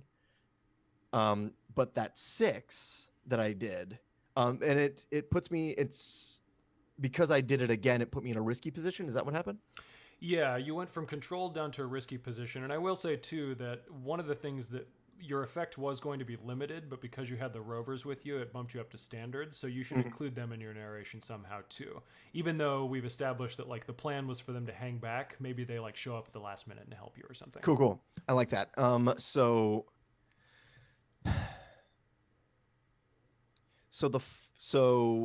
Korn pulls pistols, and he's just going to walk in and pull pistols and do this. And as these guys turn, he realizes that they're much larger and more intimidating than he originally thought. And they are also like on their game, which means they immediately jump for him. And a fight ensues. He can't get a shot off. A fight ensues where he's trying to take down these 3 and it's not working. He's going back and forth. It's one of those trading punches, but one of them like knocks him into like a locker type thing. As they're going back and forth, they get him in like a headlock. He's not gonna be able to get out of this. One of them pulls a blade. They're gonna like stab him in this locker room. And that's when the door opens and Captain Swizzle's like, I'm terribly sorry, what's going on here? And they kind of turn, and that's when he pulls one of his pistols, shoots one in the foot, shoots the other one. Oh, he shoots the Sylvani. He's got growth. He's got an Arcanica shot that is a grow. So he has the ones that he has a fire one, he has 2 teleport ones, and he has one that is exponential growth, like that sort of thing. He shoots the Sylvani with that one, and he like begins to grow. Like he gets covered in foliage super quickly. And because he's distracted, this guy's distracted, he takes out the last guy, and then because of Captain Swizzle coming in and distracting them, he's able to take all 3 out. Very cool. Very nice. All right. And so I think another thing that downgraded it to risky is that using the pistols is a conspicuous action that's loud. And so you know that there are going to be some people coming along to look into this disturbance. So you've only got a little bit of time to get your disguises on and concoct some sort of alibi. But while you're working on that, we're going to flash back to the Commerce Guild proper, where Verity is approaching this checkpoint, and it's a young Ifriti man who is at the desk talking to all these assistants, and is like, "Oh no, please, just go take care of it yourself. I don't have time for this." And excuse me, miss, you can't just walk in here. I need to see your paperwork. Oh, I'm terribly sorry. Do forgive me. There's just so much on my mind today. And she starts looking for the paperwork. while I think Imbra and Zephyl sort of stand stoically and like maybe eye him a little in case he tries to get closer to her. Mm-hmm. They're giving off this strong aura of, hey, be careful. Yeah. You know, like don't come over here. Yeah. He's giving off a strong aura of interest, by the way. He kind of gives you a down up, and he's like, oh, well, what can I do to help you today, madam? Oh, thank you so much for asking.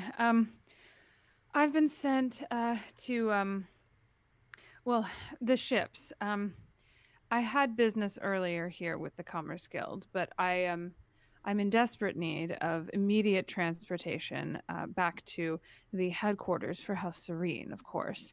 And she's still looking for the paperwork, but she stops to sort of look at him and like gives him a solid beat of eye contact.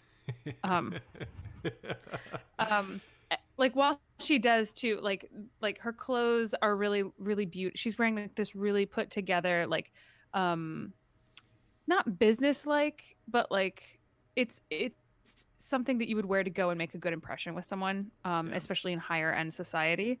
And she has like, I think she has like a little accordance like whatever on her like jacket lapel or whatever. But she has like expensive looking jewelry on, which is kind of what's selling this idea that she's not a fish out of water, but like she usually doesn't do business stuff. She's usually doing other things. Yeah. So she gives him this solid beat of eye contact and kind of relaxes a little.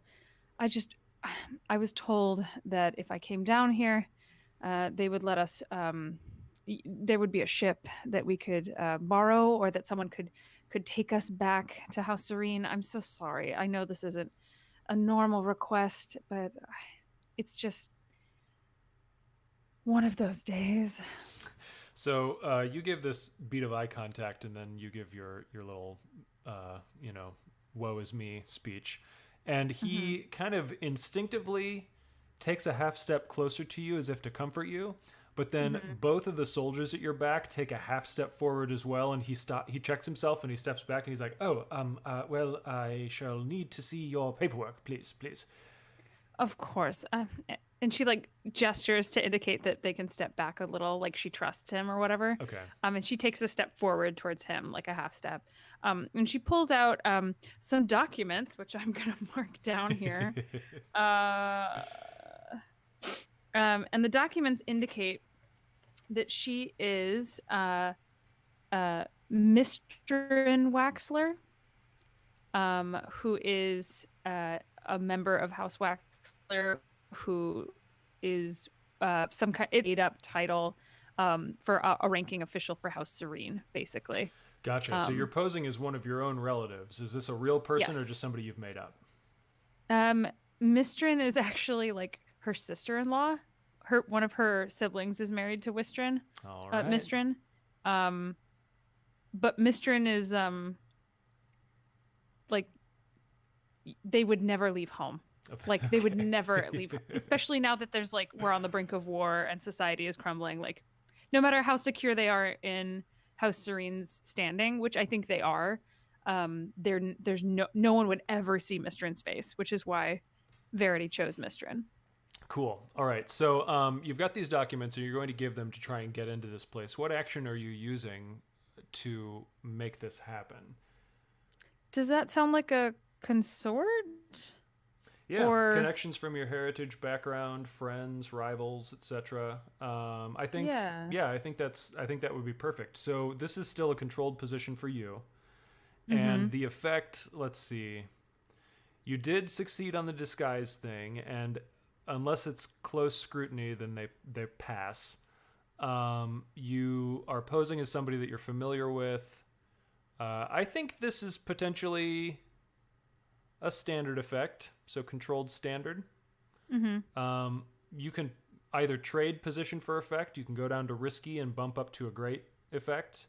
You can push yourself to gain an additional die. You could take a Seeley's chance, where you, I will give you a description of something that could be made worse, and you get an additional die if you choose to accept that.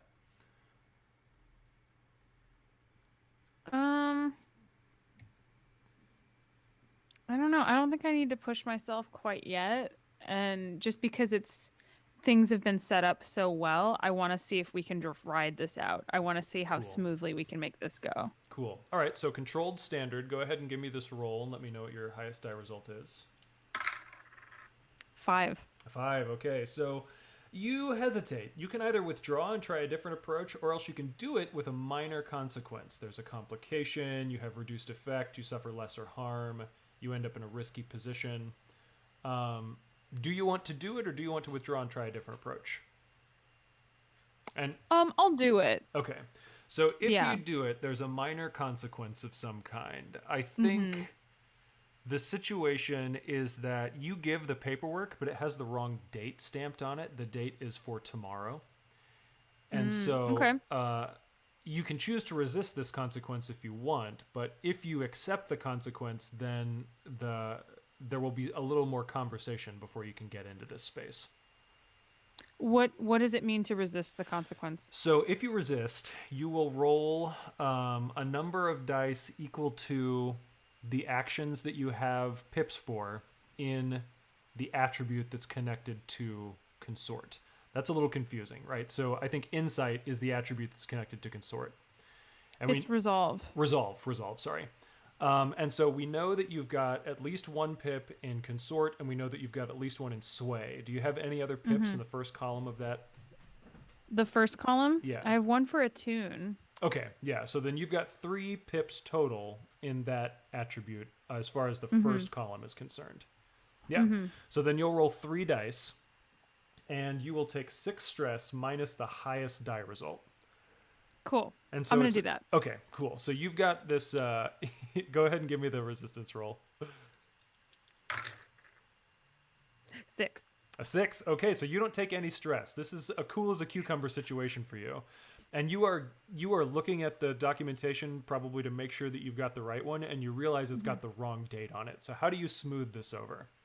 She realizes it's got the wrong date, and she has a moment of reaction, and then she like glances back at her guards, and then she gets like this I'm not angry, I'm just disappointed look, where she's like, well, clearly Samuel grabbed the wrong file folder for today's appointments. I apologize.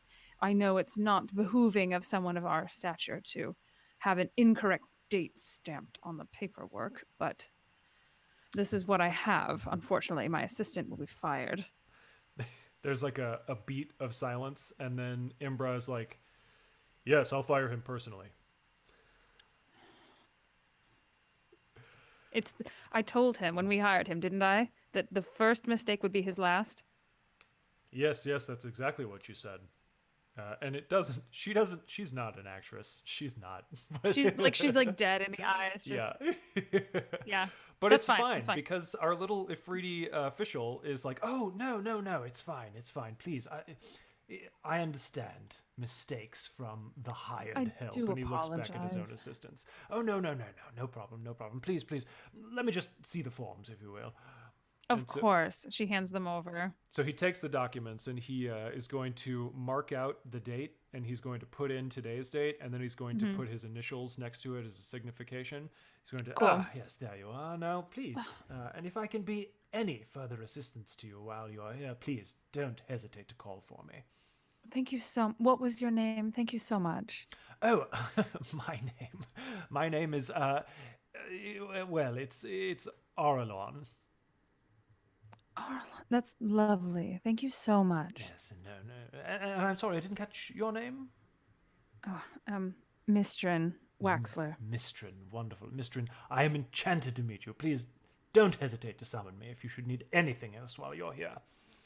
I appreciate it so very much. So he kind of opens up this little cordon and lets you through with your soldiers, and you can make your way into the place where the ships are located, and there are 6 different ships that are arrayed here.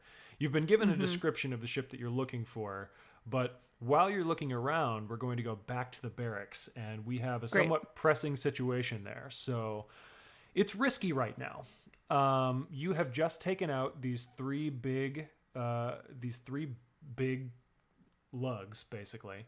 Mhm. And it's raised some suspicion. Captain Swizzle looks out the door and, oh, well, I think there are some folks who are on the way here. We might want to get those costumes on right quick. And then he looks over at the people that you've knocked down and he's like, oh, I'm not sure how I'm going to fit inside one of these. Yeah, I didn't know. Okay, all right. He's like, Carrie, I need you to look through all the lockers, find something that's gonna fit you, quick. Yes, right away. He dives over to the lockers and starts looking through. And then Ash shows up and is like, I'm not sure that I'm going to fit in one of these either. Yeah, keep looking. I'm not gonna fit in these either. So this was okay. what I have is their credentials, which is the most important. We just need to make sure that. And he starts to like look around, like, just grab something. We're gonna just put stuff on quick. Oh man. Is there? I want to find alcohol and then douse them in alcohol like they've been drinking. Okay, sure. So, you can say, is there anything on your load that would be appropriate for that? Maybe gear? Gear, let's see. I mean, yeah. I have climbing gear and burglary gear. Subterfuge supplies is what it would be. Subterfuge supplies. Yeah, I like that. That's perfect. So Cool. I'll mark that. That gives me 1, 2. I'm at 3. So what he does is he's able to find bottles. He like pours alcohol on them. And he's able to like go through and he finds a commerce guild.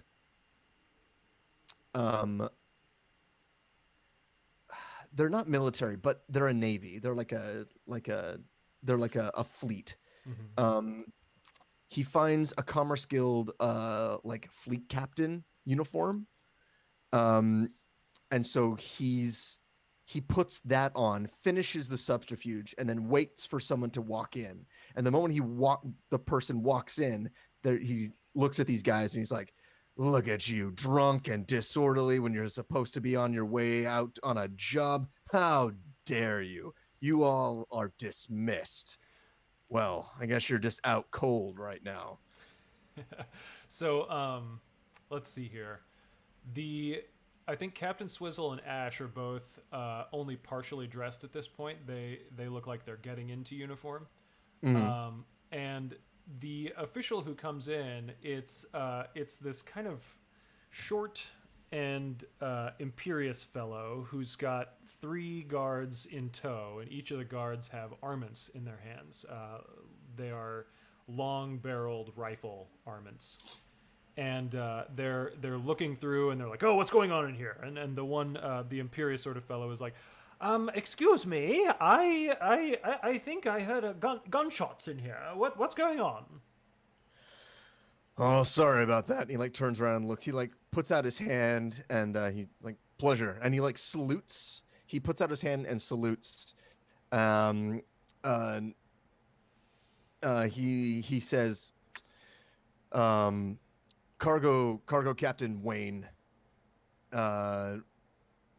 right tick. He's like, "Wayne right tick, cargo captain." And he like salutes out. "I was supposed to have these guys off for a job, but it looks like they're a little drunk and disorderly at this point. Maybe, I don't know, fired off something. I'm not entirely sure. I came to find out myself because they were supposed to be here in about a minute or so, but nobody showed." Yes. Oh, yes. Oh, it's a ghastly smell of what is that? Brimstone? Is that disgusting? These armaments, just totally vulgar equipment. Yeah, but my problem is that I have a shipment and a ship I got to take out here in about a couple of hours, and these guys do not appear to be worth it. So, what do you suggest, sir? No, the first thing I suggest is that you scrap your plans to go out and you participate in our official investigation. I think it'll tie us up for the rest of the day, to be honest with you. Yeah. That's not going to happen. I'm terribly sorry, but my contract is non-negotiable. Non-negotiable? But this is official bureaucracy business. You can't just shuffle it off. I can, and I will. And he pulls out the paperwork that he has. And he goes, "This paperwork is your bureaucracy, sir, and this cannot be changed. It is signed, sealed, delivered. That ship is going. I'm the cargo captain on it. And now these two yahoos," and he points to Carrie and Ash, "are now a part of my crew. So I'm going to leave, and I'm going to roll a command." Okay, very nice. Yeah, go ahead and give me that. So this is a risky position. It's definitely a conspicuous situation. I'm going to say that your effect is standard. Are you interested in like trading position for effect, going down to desperate to get a great effect, or pushing yourself, or anything like that? I'm interested in I'm gonna push myself. I gotta push myself with this one. Cool. All right then. So go ahead and give me your roll. This is risky and standard.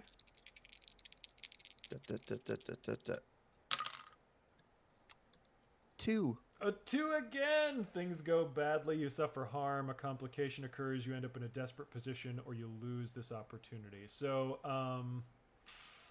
I think you start to do this, and this official is like, no, no, no! Bureaucracy is universal, and I don't care if one piece says one thing and another says another. That's the nature of bureaucracy. You must stop, and you must participate in this investigation, or else I shall have the lot of you arrested. Oh no. All right then. So how do can I push myself a bit further with this one like I did with the last one? So you're in a desperate position, but I think now would be a great time for that flashback to bring Vorg in here somehow to get the accord involved. Let us do that. Cool. Cool. Let's have it be a flashback to there's a little dive just outside of United Pact territory. A little dive bar where like soldiers will sometimes leave. It's out in the Cloud Veil. But it's this little dive bar that if you want to go to a place that's not in United Pact territory, if you want to do things that maybe you can do against the rules from the United Pact, you go to this place. They call it the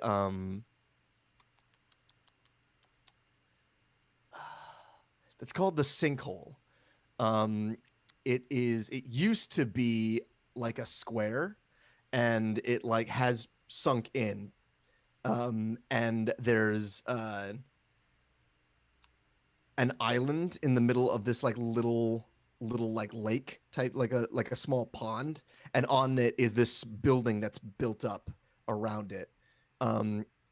It's not just on the little island, it's also like in the area around in the sinkhole too. So the sinkhole is kind of this like a grungy looking Vegas like plaza.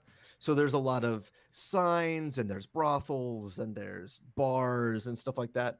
And it's constantly raining, and everything is covered in like oil tarps and like magic like Arcanica scripts are going off everywhere, stuff like that for advertisements.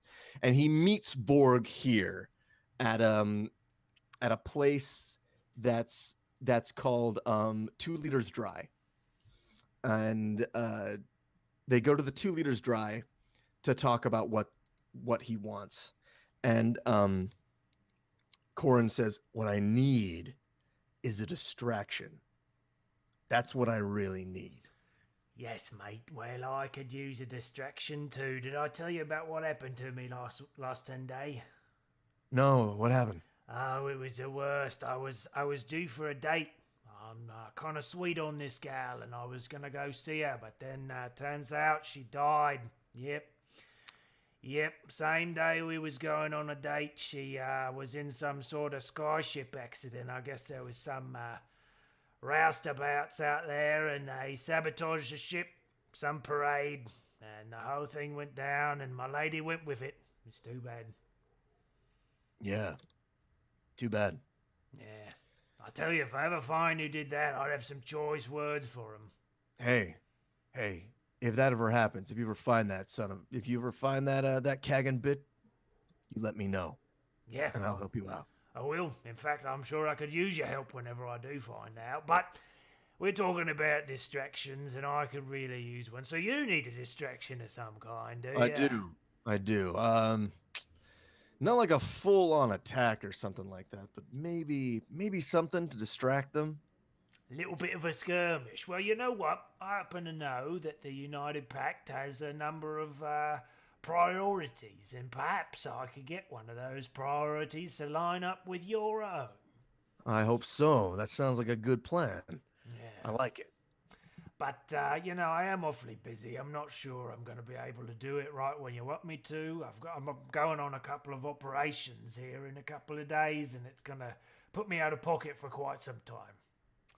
Well, if it's going to put you out of pocket, and he reaches in and he pulls out a small bag of coin, and I'm going to say, I'll pay him a coin to get this done. Cool.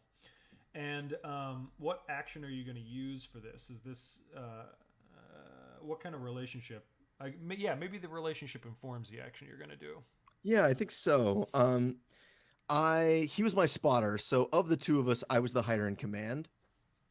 So I'm going to roll a command to go with it.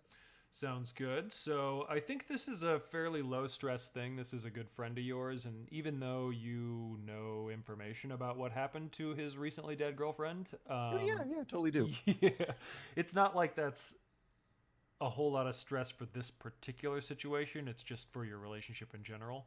So I'm going to say it's only a 0 stress action. Yeah, so you don't have to pay any stress for this. You just make a command roll and we'll see what goes down. That's going to be a 3. A 3. Okay. Well,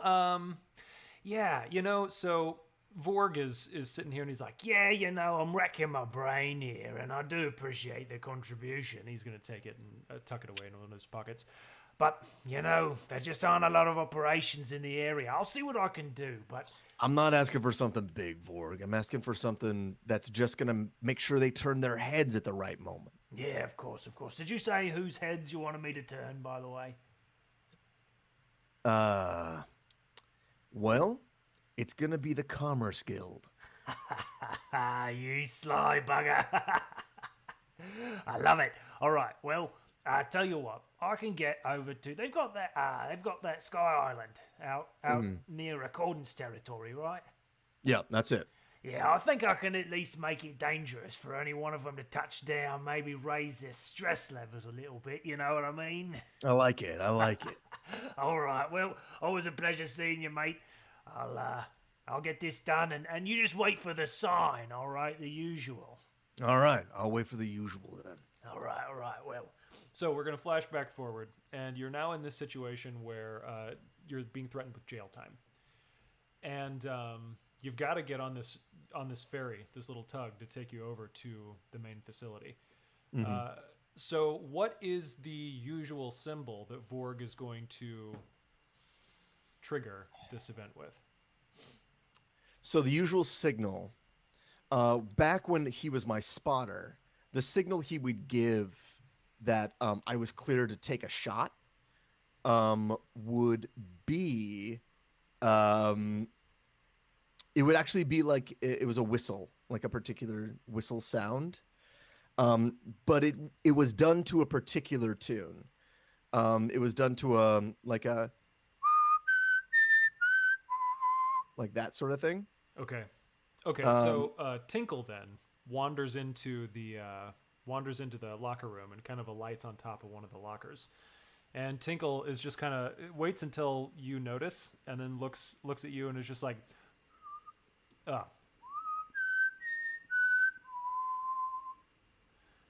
And Korn gets a big smile and goes, "Sir, I'm happy to cooperate in any way, shape, or form that you need." And at that moment, whatever this is goes down. Okay, cool. So what I would like you to do, do you have the rec ability, the rec action? I don't. Okay. Go ahead and roll. Let's see. The United Pact is tier 4. Wow. Okay. So why don't you roll 4 dice? Okay. And this will be a rec roll on behalf of the United Pact to be causing some trouble down below. 6 is the highest. A 6. And just so you know, also, if there are 2 6s, that's a critical. So be sure to. Okay. Okay. Yeah, it's just the 1 6. Okay, cool. So yeah, you're like any way, shape, or form, and you're kind of placating this guy. And then all of a sudden, the entire Sky Island rumbles, and everybody's a little knocked off their feet. And the official is like, "Oh my goodness, what's going on down there? I can't believe it! Oh, we've got to go investigate right immediately." And so it's like, you, and points at all 3 of you. Come along, quickly. We've got to. It might be an emergency. And sure enough, as soon as that happens, the klaxon starts going off on this barracks. Cool. To which Corn like, "Come on, man, let's go." And as they come out, they run off one way, we run off another way. Okay, cool. So this is just like a straight deception to try and steal away. We're just gonna steal away. All right, cool. So go ahead and give me that action roll as well, then. So what do I roll here? Oh, Allie, your video reset and you're unmuted right now. Sorry. No problem. I think it would probably be Prowl. I mean, you get to choose the action, but that seems like a lightweight one. It should be a Prowl. I'm gonna up my stress. This has to happen, so we got to get out of here. I'm gonna up the stress on this. So this is a desperate position, and I'm gonna say it can be a standard effect. Cool. 4. 4. Okay, so you do it, but there's a consequence. You suffer severe harm. A serious complication occurs. You have reduced effect. Cool. Here's what I think. You do it. You manage to get away because these klaxons are going off and everything. But the little... no. Let's see. Vorg said it was going to be kind of a little distraction. So this rumbling only happened once. And you are running down the hallway trying to get to this place where the tug is located, and then all of a sudden there's like a PA system equivalent Oh yeah, there definitely is. Yeah, okay. So I think maybe it's just like a magically augmented voice, but you can hear this figure, this official, ring out around every corner. Crew, I need you to please report to the decks immediately. We have an emergency on our hands, and if you should find a Johnny in the company of two Johnny in the company of a small brownie captain, please bring them to me. They are wanted. They are suspected to be involved in this emergency, and I want them immediately. So all of a sudden, the consequence is that it's a serious complication, and you are wanted on this platform.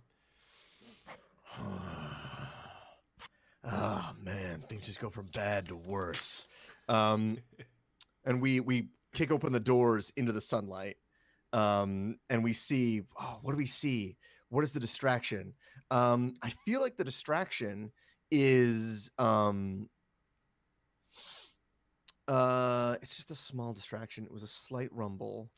What I imagine, yeah, please go, is that there is a skirmish going on beneath this sky island between the Accordance and the United Pact, and like there was one stray explosion that hit the sky island itself, but down below there's a lot of armaments fire, there's a lot of strikes going off, there's a lot of shouting, and it's just general chaos, and it's raising the alert level of the platform you're on. Cool. So all that is happening beneath us, and we can, from this, because the skyline is not too far up, we can hear it and stuff like that. So what we're gonna do is we're just gonna run as fast as we can to get to a tug of some, not even the tug we're supposed to take. Like if we can just get to a tug and then make our way there. Okay, cool. Yeah, so I'm gonna say you don't even really need to roll for this. You just hop onto a tug and you get away. But I do need to roll from this. Okay. I don't know if you would prefer to roll to make it to the tug, or if you'd prefer to roll to pilot the tug away, or let's do it to get to it. To get to it. Okay. So what are you rolling then? I'm gonna roll. It's another prowl Okay. to move our way. Okay, so you're doing this kind of covertly, trying Yes. to avoid detention. Trying to avoid attention as we make our way there. Cool. All right, so it's still going to be a desperate position. Cool. And I'm going to say that it's actually a limited effect because you're now like wanted and people are looking out for you. Yeah. Okay. Let's see here. Ba-da-ba-ba-ba. All right. Is there anything I could do? I'm gonna take a Seeley's chance with this too. Like it's a huge thing. So let's take that Seeley's chance. Sure. So the Seeley's chance will be that as you are approaching the skiff that's going to take you over to the main facility, you can see another skiff approaching the facility, and it's got the colors of the Chipper Chaps emblazoned on the side. Oh man. Yeah.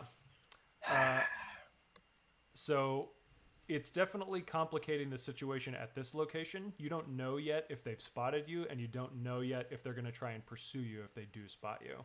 Cool.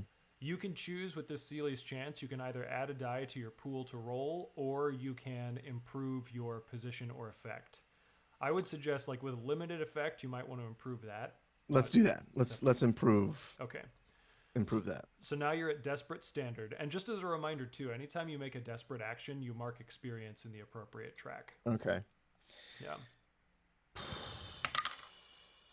4. A 4. With a desperate, you do it, but there's a consequence. You suffer severe harm, a serious complication occurs. Yeah, so you make it to the skiff, and you do make it off, but you notice that the Chipper Chap ship, it is headed for this depot, or this barracks, and then it adjusts course, and it starts to follow you. Oh man. Cool. So we're running, we're moving our way from like behind different things as the entire trade commerce core that's going on here. They're moving back and forth trying to like get their stuff out of the way. Like it's not a sense of that they're trying to engage in what's going on beneath them. They're just trying to make their way out of the way of all of it. Yeah, they're trying to secure all of their stuff. Yeah. And so we grab a skiff very quickly and make it to the skiff, jump on, gun it. Captain Swizzle's at the helm. We're gunning across, heading towards the other part of the Sky Island where where the hangar is, basically. And as we're doing that, in the background of that shot, as we're flying, it's over our shoulder. We can see the Chipper Chap skiff kind of almost lazily move its way around and begin to speed up to chase us. Cool. As this is happening, we're going to flash back to the main facility where Verity is. Have you found the ship yet? Do you want to try and search for this ship, or do you want to just try and get on board and make sure all that's good to go? I'd like to say that they get into the area with all the ships, and she's like, they all have wings and engines. How?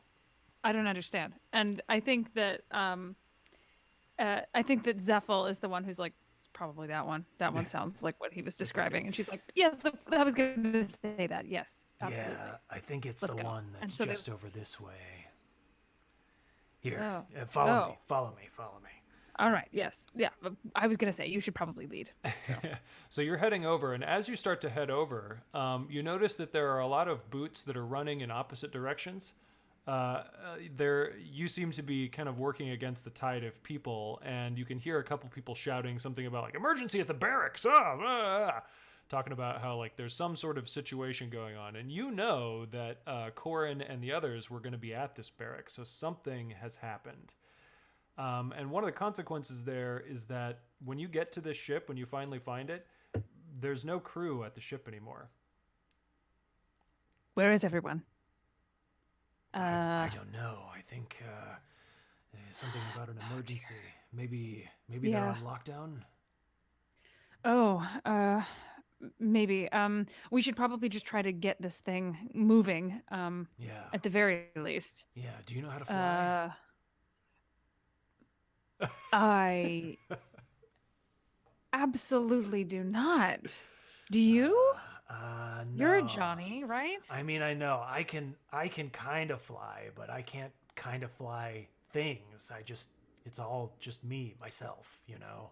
Imbra, any That's- ideas? And can I just take a moment and say that's kind of a little speciesist of you?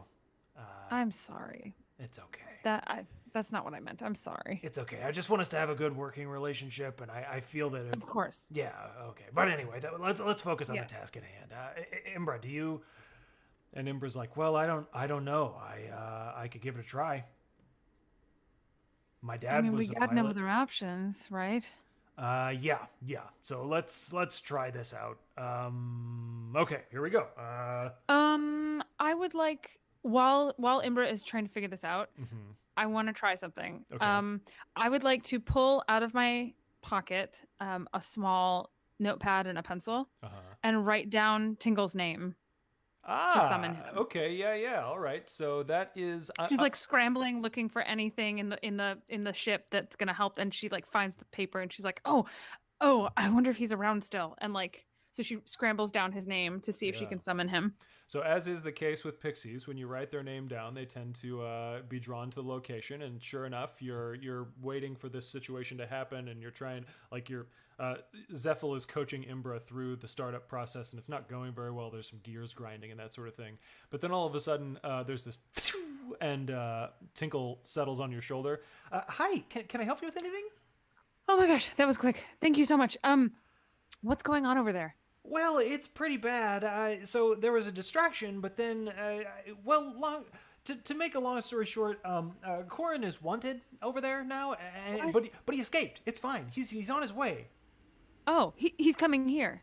Yeah, I know that wasn't the plan, but that's what we decided. Yeah. That's fine. That's fine. How far out are they? Because there's no one here to do to fly it, to make it go. Oh, well, what about those people? And Tinkle points out the window, and you can see that there's a crew of very official-looking folks approaching the ship, including the young Afridi man from earlier. And I think they're probably here to escort us out. Imbra looks out the window, too, and is like, yeah, I need a little more time for this. I'm sorry, but you got to get out there and distract him somehow. Seriously? I can't look at this. Look at all these controls. What am I supposed to do about this? Oh gosh. Okay. Tingle, what do they need? What do they need to get here faster? Well, time? I can go ask them. Okay. I mean, I can get out there and talk to them, but I have this sinking feeling that we're going to be escorted out because of the emergency instead of just here for a chat and a cup of tea on the landing pad. Tinkle like flies down and grabs your hand and actually is able to lift your hand a little bit because pixies are uncommonly strong for their size. And it's like, and just kind of holds one of your fingers and is like, I believe in you. You can do this. Thank you so much. And then Great. Tinkle's going to fly up and like plant just a tiny little pixie peck on your cheek and then flip off again. I think I'm allergic to that. Ugh. So she straightens everything and comes down the little stairwell or whatever it is and out onto the deck. Thank goodness you're here. The crew is gone. Everyone is missing. We need to get back to House Serene immediately. Yes, well, you know, I would like to help you. Believe me, I would. But we are on lockdown, and Lockdown? yes, there's What some sort of happened? hullabaloo over in the barracks, and there's The barracks? yes, the Commerce Guild barracks, of course. There's fighting going on down below, from what I understand. I don't know who's involved, but I hear it's rather rough and tumble over there right now. That doesn't sound like the Commerce Guild I know. Well, it's not us involved. At least I hope not. I pray not. Oh no. Oh. But you see, the thing is, that's where all of our pilots are, and if there are no pilots here to take the ship away, then I don't know what to do. I thought I'd come and bring you to safety. Oh, that's so kind of you. Yes. I do appreciate it. Of course, it's just been such a long day, and the pressure. I'm sure you understand your position being what it is here. I do.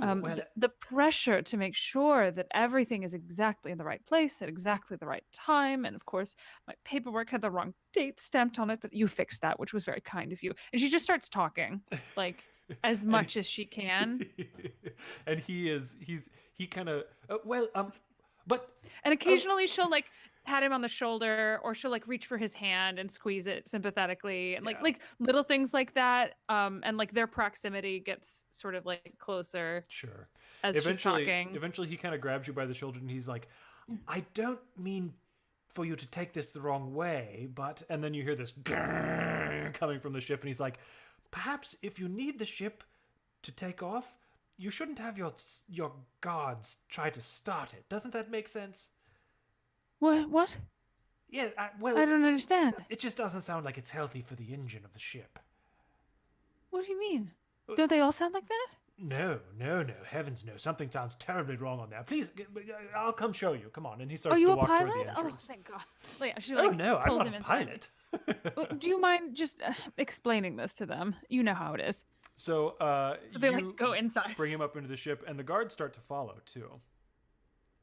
The guards that are with, do they? with the Afridi. Oh, well, unless you do Tinkle? something. Where's Tinkle? Tinkle is flitting around. He's nearby. Oh, Pixie, do you mind showing these gentlemen here, Gentlefay here? I think I left my bag upstairs. Do you mind grabbing that before we head out? And be a dear, and like touches one of the guards on the elbow really quickly. Okay. Like, so can why you go don't get that for me? you use an action here to make this happen? I don't know whether you should direct the action toward Tinkle or toward the guards. I think Tinkle is willing to do whatever you want, so it might be trying to convince the guards to follow along with the plan. I want to say it's consort again because she's using her position. Oh, sure, yeah. That makes you know sense. what I mean? Yeah. Okay. So this is certainly a risky position for you at this point. It's not as desperate as Corin's dealing with, but it's risky.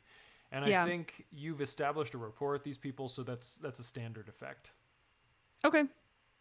And do you want to push yourself or anything like that? Yeah. Okay. Yeah. Okay.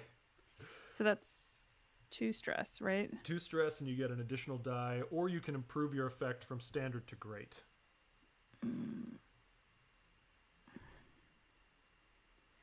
Let's do great. Why not? Okay, Let's sounds make good. it great. So a risky position and a potentially great effect. Go ahead and give me this consort roll. 3. A 3. Things go badly. You suffer harm. A complication occurs. You end up in a desperate position. You lose this opportunity. It's going to be a desperate position because one of the guards is like, wait a second. You didn't go upstairs anywhere.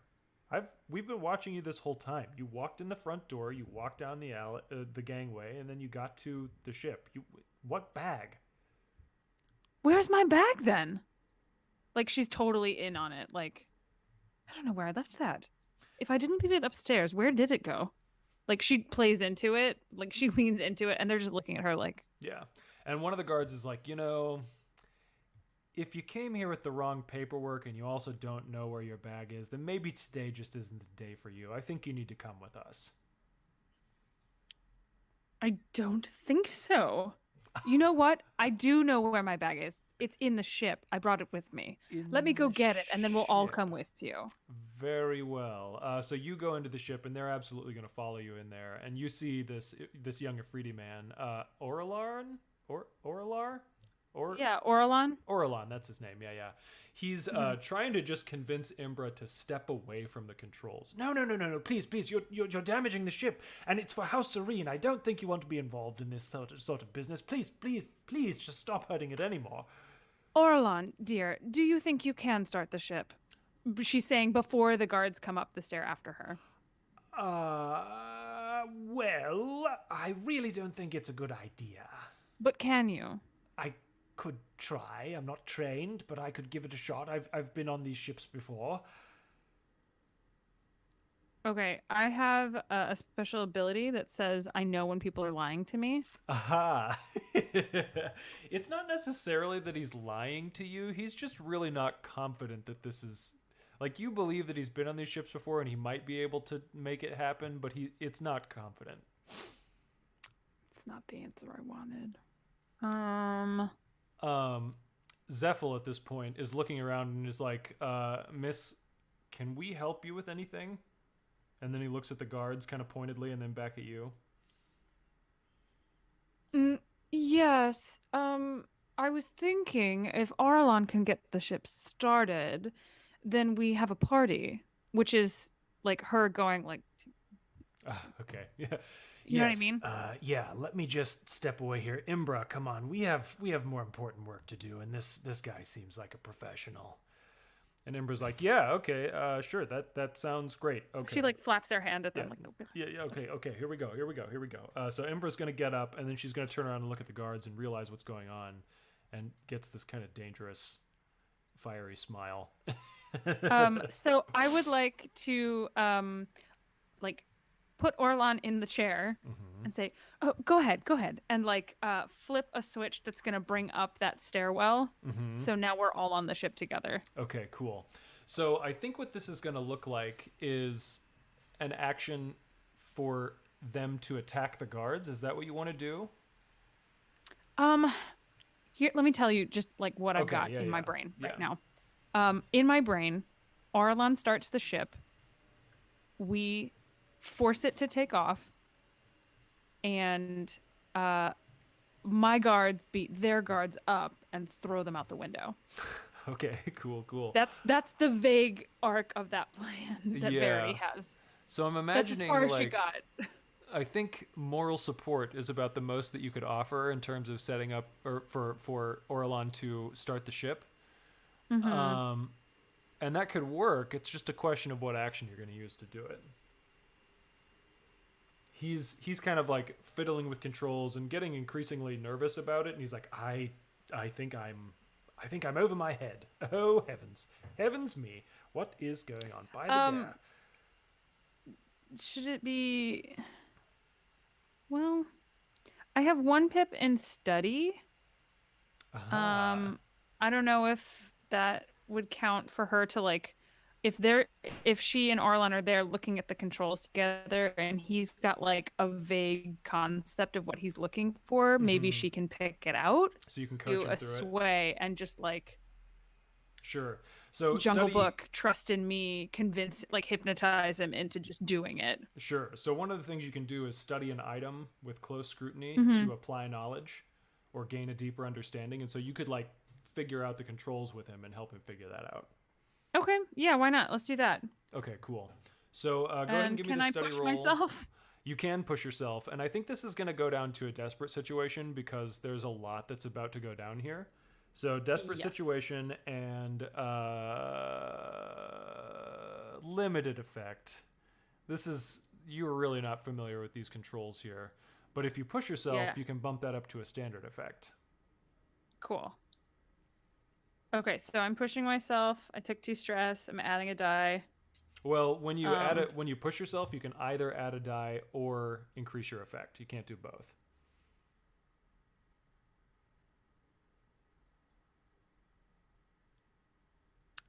I mean, I think I have to add the die.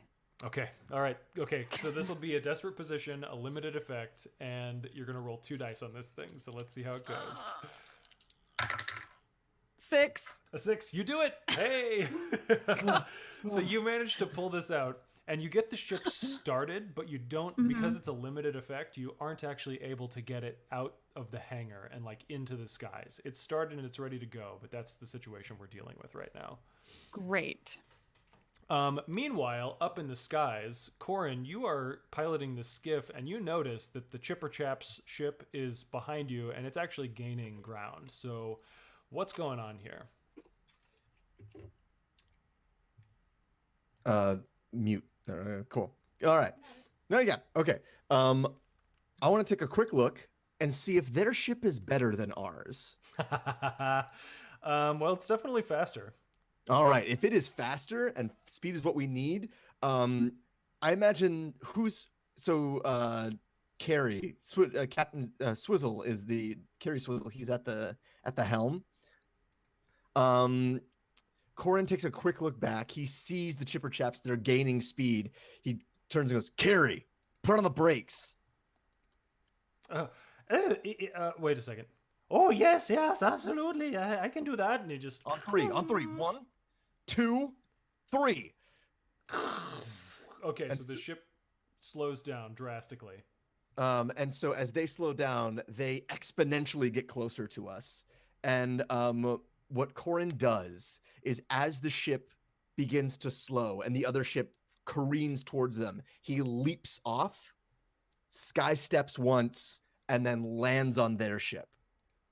Nice. At least he's going to try to do that. Cool. So what action are you going to take to make that leap then? That's a skirmish rule. I feel like that's skirmishy. Like that's... It's not like I'm not trying to wreck anything. I'm not trying to be stealthy or finesse it. I'm just trying to just gonna run and jump and do that. I dig it. Cool. Yeah. So let's see. If you are running and jumping and then fighting as soon as you get over there. Yeah, that's the idea. It's gonna be, I think you're probably back to a risky position now. You're out of the fire of that sky island. And so risky position, and you are engaging with a ship of unknown occupancy. You're fighting. I want to say there are 2 people on the deck, 1 pilot, and then a spotter. Cool. And there are a bunch of ports down on the side of the sky ship, and there might be people looking out of those, but you can't quite tell. You can just see these 2 people. So you're fighting them. I think if you focus on one of them, that would be a standard effect. If you want to try and get both of them in this thing, it would be a limited effect. I'm going to go for both. Okay. This needs to be done as quickly as possible. Yeah, risky limited. Do you want to trade position for effect, go down to desperate to come up to standard and take out both of them? Yeah, let's do it. Okay, cool. So you're in a desperate position, a standard effect, and do you have any fine items that might help you to increase your effect some more? I mean, I have my fine pair of pistols that I have. Okay, yeah, you can absolutely use those. So that would increase you back up to great. So you're in a risky position, or you're in a desperate position and a great effect. Cool. I'm gonna add 2 stress so I can grab the 2 extra. I can grab an extra die on that since I only have 1 in skirmish. All right. And it's a 5. A 5. Okay, so you do it, but there's a consequence. You suffer severe harm. I think that's it. So you're trying to take on both of these things at once, right? Yeah. And one of the Fae that's on the top of this ship is a spotter, but they are spotting with an armament that has a scope on it. Mm-hmm. And so they wheel around, and while you hit them right in the chest, they still shoot you, and so you're gonna have a shot in your gut. Oh man. Oh. And you can choose to resist that if you want, but it's severe harm. So we're talking level 3 harm here. That's I'm gonna resist that. What do I do to resist? So you're rolling skirmish, so it'll be a prowess resistance roll, and it's a number of dice equal to the pips in the first column of that attribute. In prowess? Yeah. So 2. 2, okay. And you're going to take 6 stress minus the highest die result. Ooh, 6 stress. All right. So I only have 4 left. Okay, you might get your first trauma here. That's exciting. I definitely... That's enough for a trauma. 5. Okay, so you only take 1 stress then. Okay. So that's really good. And I'm going to say that you can downgrade this harm from severe to just normal harm. So it goes from level 3 to level 1. Okay. And instead of being shot in the gut, it's like you've been winged. You've got a grazing shot on your shoulder or something. Cool. So he lands on the deck right at this sniper. The sniper wheels around. He puts the barrel right into his gut, and then at the last second, Corin twists, and the bullet of it skims his stomach and goes through a part of the flesh, but it's completely flesh. It's nothing vital. Cool. And immediately as he turns around, Corin puts puts the pistol right to this guy. We'll call him. They're brownies, aren't they? Yeah. He puts it right to in this brownie's ear, fires, blows off part of his head, and then kicks him off the top. And that's the first shot, and he looks over at the other brownie who's piloting, who's turned around and trying to pull his own short armament. And he shoots him like right between the eyes. Nice. Okay, cool. So it's 2 shots. And that's it, isn't it? Yeah, that's it. And so you manage to slow down, or you get this ship stable enough that Swizzle is able to maneuver the skiff over next to it so that Swizzle and Ash can jump over to this Chipper Chap ship. Come on, we gotta go. However, at the same time, there are crew members who are coming up from below decks, and I'm going to say there are 4 of them, right? Cool. This is what I say. As they start coming up, we're like around the pilot area. Yeah. I imagine that this thing looks like a boat, with like some foils off the back of it, and it's a bit deeper since there's like a spot in the bottom for people to go under. So it kind of looks like a speedboat looking thing. Yeah. And they're coming up on the top on that front part, and as they're coming up, me, Ash, and Swizzle are on the back. I tell them to buckle in, and as we buckle in, I turn the wheel over, so the whole thing tips. Okay, cool. All right, so you've got sailors who are here to help you, so you can get an additional die for this. But what action are you using? It's command, I think. Oh yeah, you're okay. So you're not even necessarily the one who's pulling the wheel. You're just telling Swizzle. I'm just telling them to pull obey. the wheel. Okay, Yeah. cool. Yeah, so let's see how this roll, I guess, then will be to determine how quickly they can react. Oh, real quick. Yeah. Is it okay for me to say that this is I surveyed around, got the idea, and immediately do it? Would that be a survey then? Or am I pushing it?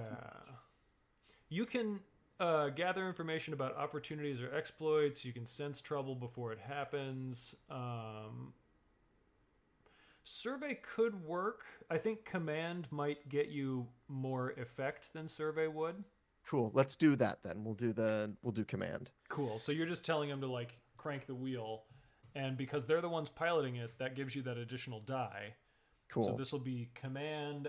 You're in a desperate position because we're talking about 4 people, and you're proposing a really wild stunt, but it could have a potentially great effect. I mean, they could all fall off of this ship and be donezo. So cool.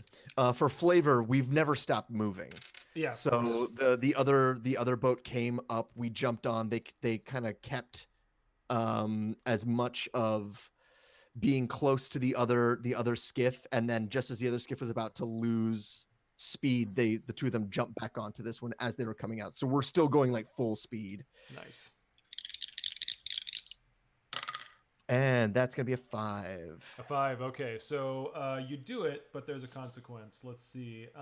You have reduced effect. I'm gonna say you have reduced effect. So you shout out, yank the wheel.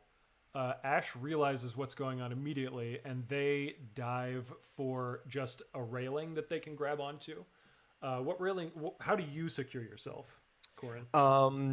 I secure myself by there's actually like a harness strap, like. So since everyone's got like a lanyard type thing, like a carabiner, to like lock onto, like with a wire to lock on.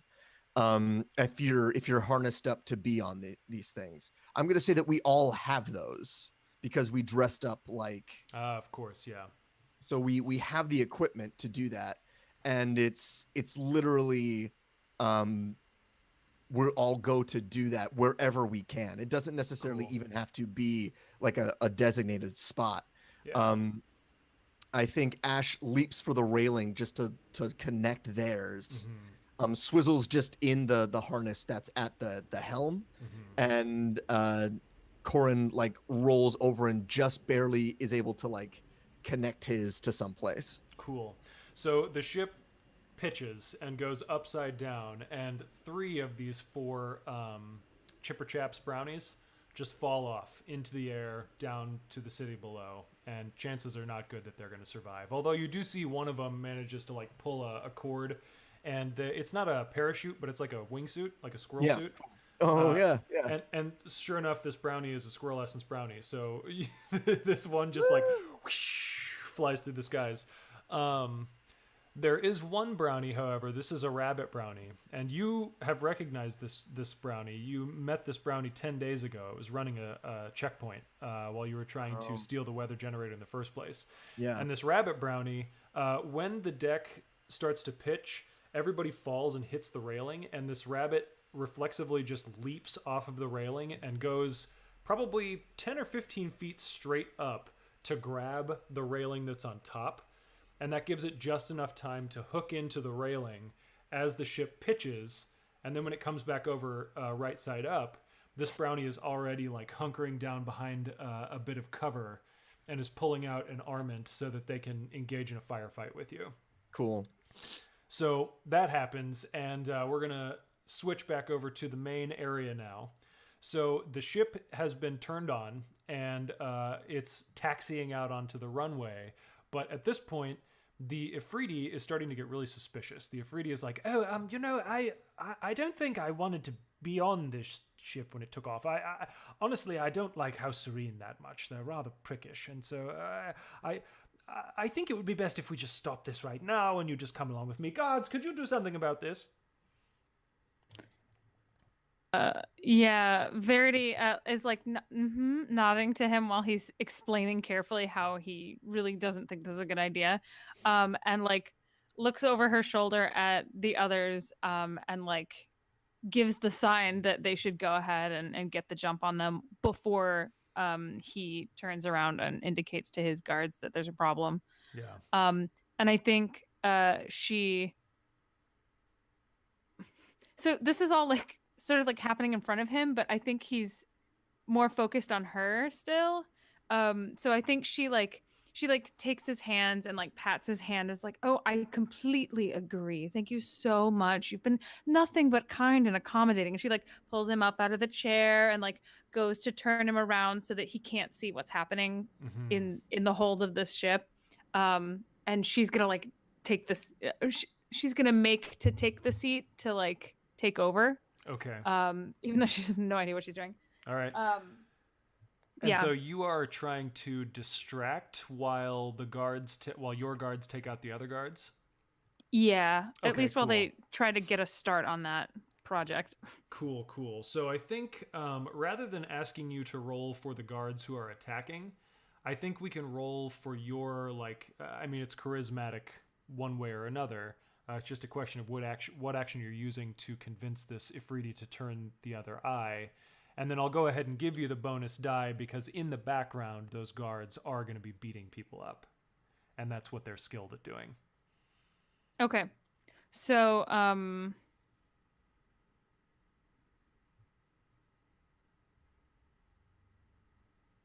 okay, so I get that bonus die because they're beating them up. Yeah. I guess probably sway. Sway? Okay. Yeah, you're Does that charming or make using the most deception. sense? Yeah, that makes a lot of sense. Okay. Okay, cool. So here we go. There's 2 6s and a 3. 2 6s. That's a critical. And I'm sorry, we didn't establish position and effect, but I think you were desperate last time, so I'll go ahead and stick with that. And because you're very good at swaying, it's a potentially great effect. So you do it with increased effect, which means that not only is it great, it's exceptional. And you are able to, what does it look like as you sway this guy into turning the other way as your guards wade into battle and beat the crap out of the other guards and like toss him out the window? How is it that you're swaying him? I think part of it is that she's just like maintaining eye contact and nodding like she's listening to him. And I also think that it has to do with the fact that the engine is loud enough that he can't really hear over the sound of the engine and his own voice. He can't really hear what's going on back there. So she like pats, like squeezes his hand and like helps him to his feet, and then she like goes to sit down, but she doesn't sit down. She kind of like puts like one knee up on the chair and like leans into the chair to like look at him. Mm-hmm. Like she wants to hear him out all the way. Like she wants to hear his side of everything. Yeah. Okay. It's just like all eye contact and like body language tricks. Because now the ship is taxiing, but it's not going to go anywhere unless somebody like takes over and like, you know what I mean, and like takes the controls and launches it, Mm-hmm. which they need to do after these guards are taken care of. Okay. Cool.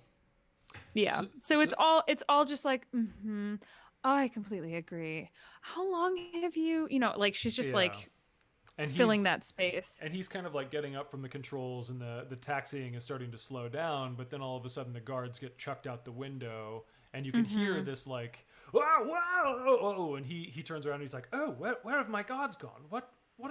Who are you? Oh, it looks like they stepped out for a moment. It was everything all right? And she says that to Imbra and Zephyl. Yeah, everything was just fine. It went really smooth, no problems at all. Do you want us to throw out the garbage or what?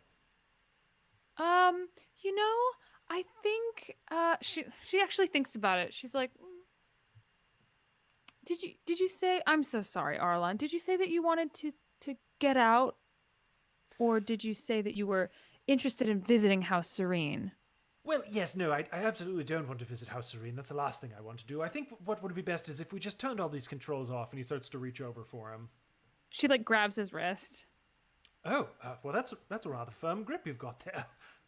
Thank you. I think, Zeph, we could take the garbage out at this point. It's only going to stink up the place. Only too happy to help. And so Zeph is going to use some wind magic and is going to pull the Afridi toward him. Actually, not toward him, right toward Imbra, who is going to like grab him in a chokehold, basically, and lift him up and then just toss him out the window as well. Great. Nice. So you are at the controls. You need to get the ship into the air. She watches this happen, and then she says, she looks at them and she says, I want both of you to know that I'm extremely impressed and proud and grateful to both of you for being here today. Imbra, her cheeks turn an even darker shade of red, and Zephyl is just like, yeah, well, it's what we do. You're very good at your job. And she turns around and she slides into the chair and she goes, all right. I hope they're coming because I don't know how this works. So if you want to try and get into the air where they can do like a mid-air swap with the ships, then it would be like finesse is the typical roll to handle a vehicle, but tinker might work as well. And those are probably the most likely ones as far as I can see. Yeah. We can do finesse. Okay. I would also like to scribble down Tinkle's name again and see where the heck he is and what's going on with the others. Okay. Because as far as I know, like if they're about to land here, I don't want to take off. Yeah. Tinkle doesn't arrive because we're going to flash back to that ship. And Tinkle is actually at the other ship and is like, oh, hey, Corin, I know things are really crazy right now. And it kind of dodges around like a bullet that would have hit him. And he's like, I'm being summoned. Oh, hey, really quickly, are we... how long do you think it'll take you to get to the compound? And like you can see that the compound is in the middle distance. It's not super far away. Couple more minutes. Just tell them to hold on. Okay. Should we maybe get the bird in the air, or how does that work? Yeah. Try to get it in the air if you can. We'll try to make a swap. Okay, sounds good. Well, you just hold down the fort here, and we'll be there in just a second. And the piff goes off into the distance, and Tinkle shows up. How does this happen? Pixies can teleport, right?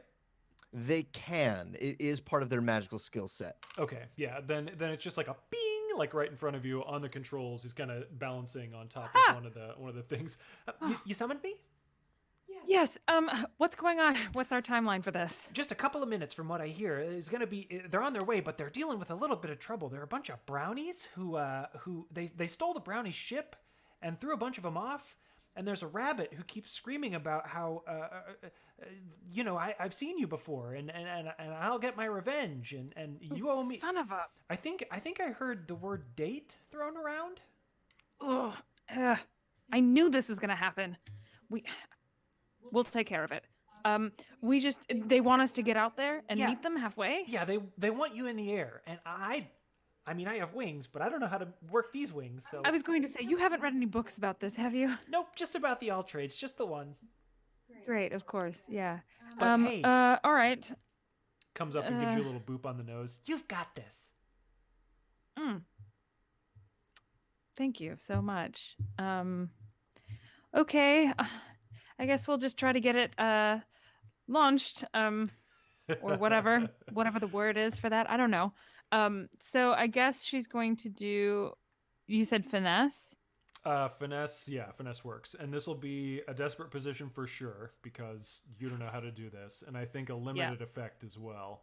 Do you want to, well, no, I'm going to say it's a risky position because you're not in imminent danger right now. You're a little bit in the clear, but it's definitely a limited position or a limited effect. So you can push yourself. You can take a Seeley's chance. You can trade position for effect. You could go down to desperate and bring your effect up to standard. It's all up to you. So if I go down to desperate position, it brings the effect up to standard. Yeah. And so what that basically means is that you are accepting harsher consequences for failure in exchange for better consequences for success.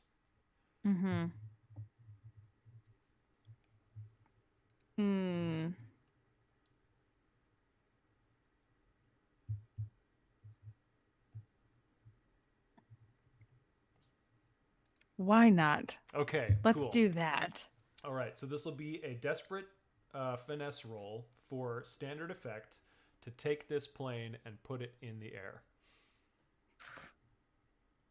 That doesn't okay. That's not the bonus die, is it? Or is it?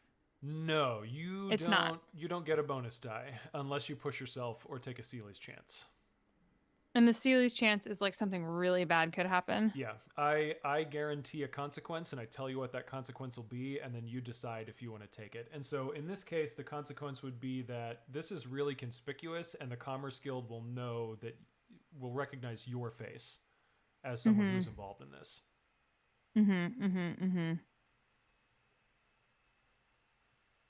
Okay. Okay. Let's do that. Okay, cool. So you're definitely going to get known from this I'm event. flying a plane today. Yeah. So. And you want to take an extra die? Yeah. Okay, cool. So go ahead and give me that roll. Desperate standard. 5. A 5. Okay, so you do it, but there's a consequence. You suffer severe harm. So you're taking off. You're pulling off into this thing, right? And you manage to take off, but then you realize, oh no, there's like a conning tower or something that's right in your path. And so you've got to pivot this ship so that it misses the conning tower. And you do manage to do that, but not completely. This conning tower has like an antenna that's sticking off of it, and it's going to smack the windshield of this plane, and you're going to get covered in like glass shards. It's going to be a lot of little cuts all over your body. This is level 3 harm. Is that something you want to accept, or do you want to try and resist it? And remind me again how resisting it works. When you resist, because you've rolled finesse, you will make a prowess resistance. And so you'll count up the pips that are in the first column of the prowess section, and then you'll roll that many dice, and you'll take 6 stress minus your highest die result. I would like to try to resist it. Okay, sounds good. So go ahead and give me that roll. How many dice are you rolling? Just 1. Okay, let's see what you got. A gamble. 6. Oh my god. 6. You're just cool as a cucumber all the time. So you do manage to resist this. I think instead of getting like lacerations all over your body and your face, you just get a couple of like shards of glass that get inside your clothing. And so you're going to have little cuts and scrapes, and it's like really uncomfortable for you to be in your clothes right now. And that's level 1 harm instead of level 3.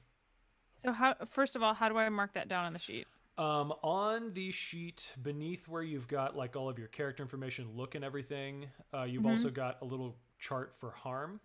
Yep. And there are 2 slots on each level of harm. So on one of the slots for level 1, you'll write down, chunks of glass or something, glass and clothing, something like that. And then anytime you would have to do something where you need to be comfortable or where you need to be like mobile or something, that harm is going to decrease the effectiveness of your action. Oh, okay. Yeah, and the same thing with core. Um, Like anytime you need to do something that would involve your core, you will take decreased effect from that. Okay. Yeah. And then okay, and then the second thing is, so I think what happens is they pivot up and the tower smacks in and the windshield does break and shatter. And I think she just goes, and then she opens her, like in the movie when like somebody, like in a cartoon, somebody gets blasted with a bunch of wind or whatever, and they just go, Yeah. and then she opens her eyes and she's like it's everywhere. It's Yeah. like everything's been, you know, dusted with snow or whatever. And she's like, of course. Great. And there's a lot of wind blowing in your face right now, so I imagine there's like a set of goggles that you reach and grab so that you've got some eye protection at least. Yeah. She's like But trying the plane does take off into the sky and it starts to bank around, and Corin, you can see this from where you are on the deck of the ship, but you've still got this brownie who's giving you guff on the deck. So what are you doing to get out of this situation? Let's see here. So he's still on the deck. What am I gonna do? So we're firing back and forth. Oh man, I gotta get rid of him. Like, I'm just gonna make it simple. I'm not gonna try to do anything. I'm not gonna try to weasel my way out of this. He just needs to die. So what I'm gonna do is I'm going to pass off one of my pistols to Ash and tell them to keep firing, and I'm going to prowl my way around the other side and jump this brownie from behind. Nice. So you're doing a little bit of a flanking action then. Yeah. Very cool. Which action are you rolling for this? It's gonna be prowl. Prowl. Okay. Cool. Ooh. Can it be hunt? It can be hunt. Yeah. Let's do hunt. Cool. So you're gonna make a hunt roll. I'm gonna say that this is a desperate position because you're maneuvering in a heated fire situation. And effect, because there's a distraction that you're employing, that definitely is going to be a standard effect. So desperate standard. Cool. Since I'm using one of my fine pistols, do I get another dice? Oh no, but you go from standard to great effect. Cool. So desperate position, great effect. All right. So 5. A 5. Okay, so you do it, but there's a consequence. You suffer severe harm again. You manage to get around, but the rabbit brownie is going to be able to shoot you, I think, in the leg this time. Cool. Is that a 2? Is that a 2 or a 3? It would be level 3 harm, yeah. And you can choose to resist it if you want to. It's going to be like an arterial shot, so you'd be bleeding out, basically. I have to try to resist it. Okay, let's see if you trauma out of this bad boy. And this is, I used hunt, so it's insight, right? Yes. Okay. 4. 4, so you take 2 stress then. Cool. And that leaves you with like 1 left, I think, before you trauma Yeah, out, it's right? 1 left. I'm stressed almost to the max here. Okay. And I take another 1 harm. Correct. So we're going to say grazed thigh.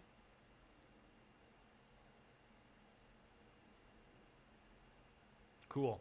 And so the 2 ships are finally able to kind of meet up together. And the question is, do you want to all pile into just one ship and leave the other one for like the chipmunk chaps to recover? Or the chipper chaps to recover? Or do you want both of them? Yeah, Okay. we're going to take this one. We're going to dock it. I imagine with the picture that we shown, that ship has like a cargo bay, like a cargo opening. So we're going to like dock it and now Very have cool.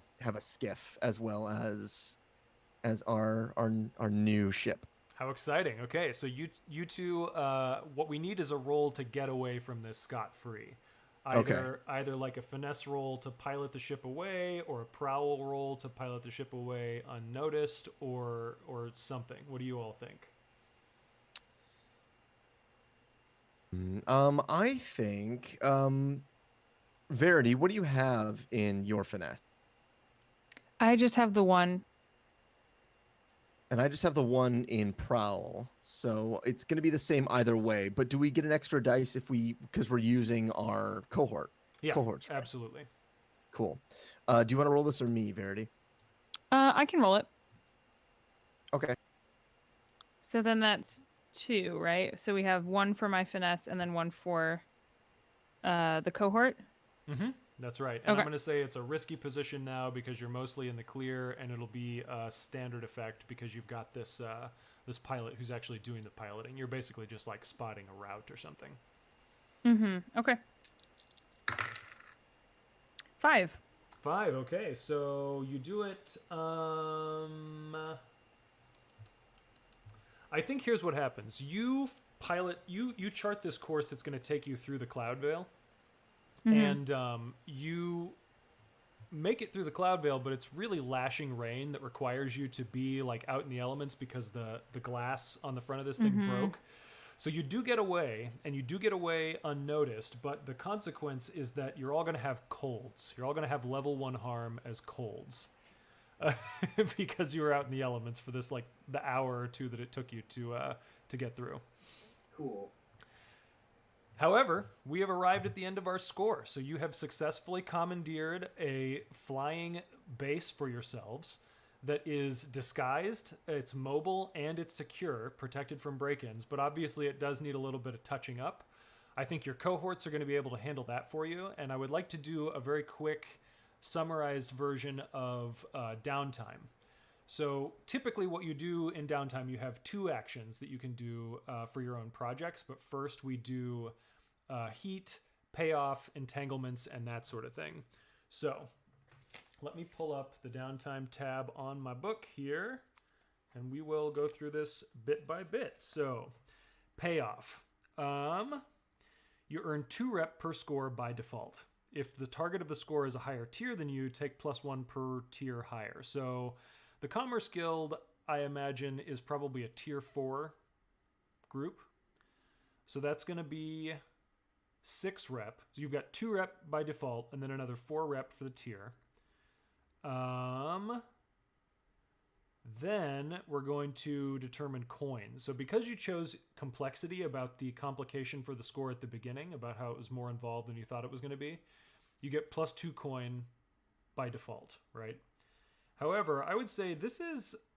You picked up an entire additional boat to go along with you, and there's a lot of stuff on that boat that you can pawn off. So I think this is a pretty big score. That's going to be 8 coin in addition to the 2 that you already picked up. So you've got another 10 coin on your hands. That's pretty awesome. However, this was also a score that was going to get you some heat, right? So if it's a smooth and quiet... here's the question. Would you describe this as smooth and quiet? Would you describe it as contained? Would you describe it as loud and chaotic? Or would you describe it as wild and devastating? This whole job we just did? Yeah. I would call it wild and chaotic. Okay, yeah. I think from Verity's POV, she was like, it was contained. We had it under control. Everything's fine. There could be no fallout from this. I'm going to say then that it's going to be 4 heat for loud and chaotic. And then add +1 heat for a high profile or well-connected target. Absolutely. Add +1 heat if the situation happened on hostile turf. It did. Add +1 heat if you're at war with another faction. You're not. Add +2 heat if killing was involved.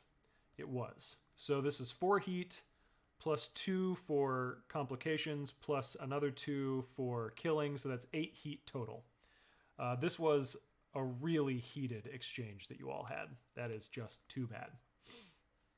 And then we're going to do entanglements as well. So let's see. Your wanted level is 0. And your heat is... What is your heat total? It's just the 8? Yeah, just the 8. Okay. So I need you to roll 2 dice and tell me the lowest result. Because since you're 0 tier... Or since you have 0 wanted level... Whenever you have to roll something but you don't actually have a skill for it or anything, it's 2 dice and take the lowest. Cool. I got a 2. A 2.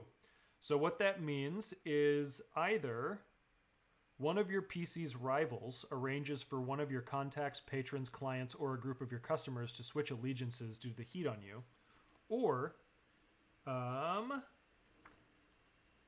the authorities round up one of the PCs to question them about the crew's crime. Which one of those would you prefer? Would you prefer to lose one of your contacts, or would you prefer to be dragged in for questioning? What do you think? If anyone's going to be dragged in for questioning, it's me. So I would say that I would prefer to lose a contact to a rival. Okay. I agree. Okay. Sounds good. So you are kind of roaming around the city, doing your normal day-to-day life, letting the heat die down from the situation, and you find out that Mimsy doesn't really want you to be around for a little while.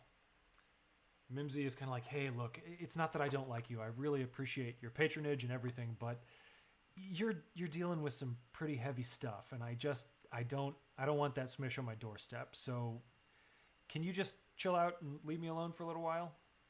I completely understand. Yeah, we'll try again in a little while.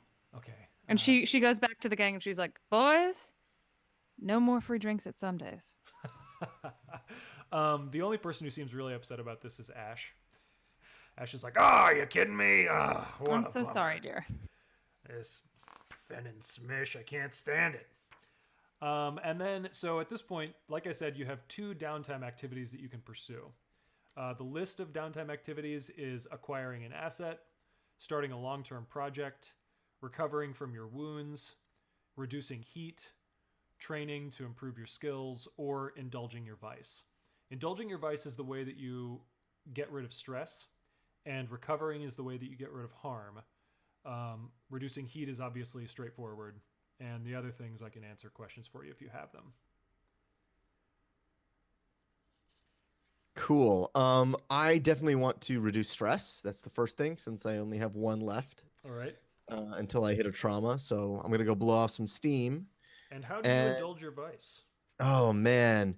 So in the sinkhole, there is a place where they do fights. Sometimes they'll do legitimate like dueling club fights. Other times it's just brawls you can bet on.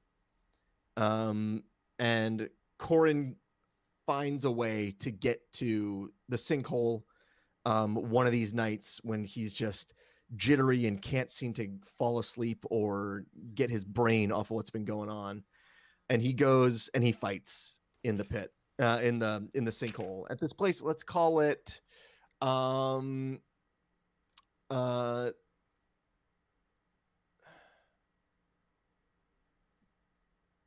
it's called the Shallow Pool. It's literally like an ankle deep of water, and they fight in this like ankle deep water. And he goes and he fights there, and it's no magic, just fists, just legs, just knees, just elbows. And that's where he goes and he does. Very nice. Okay, so the way an Indulge Vice roll works, it's kind of the opposite of a resistance roll.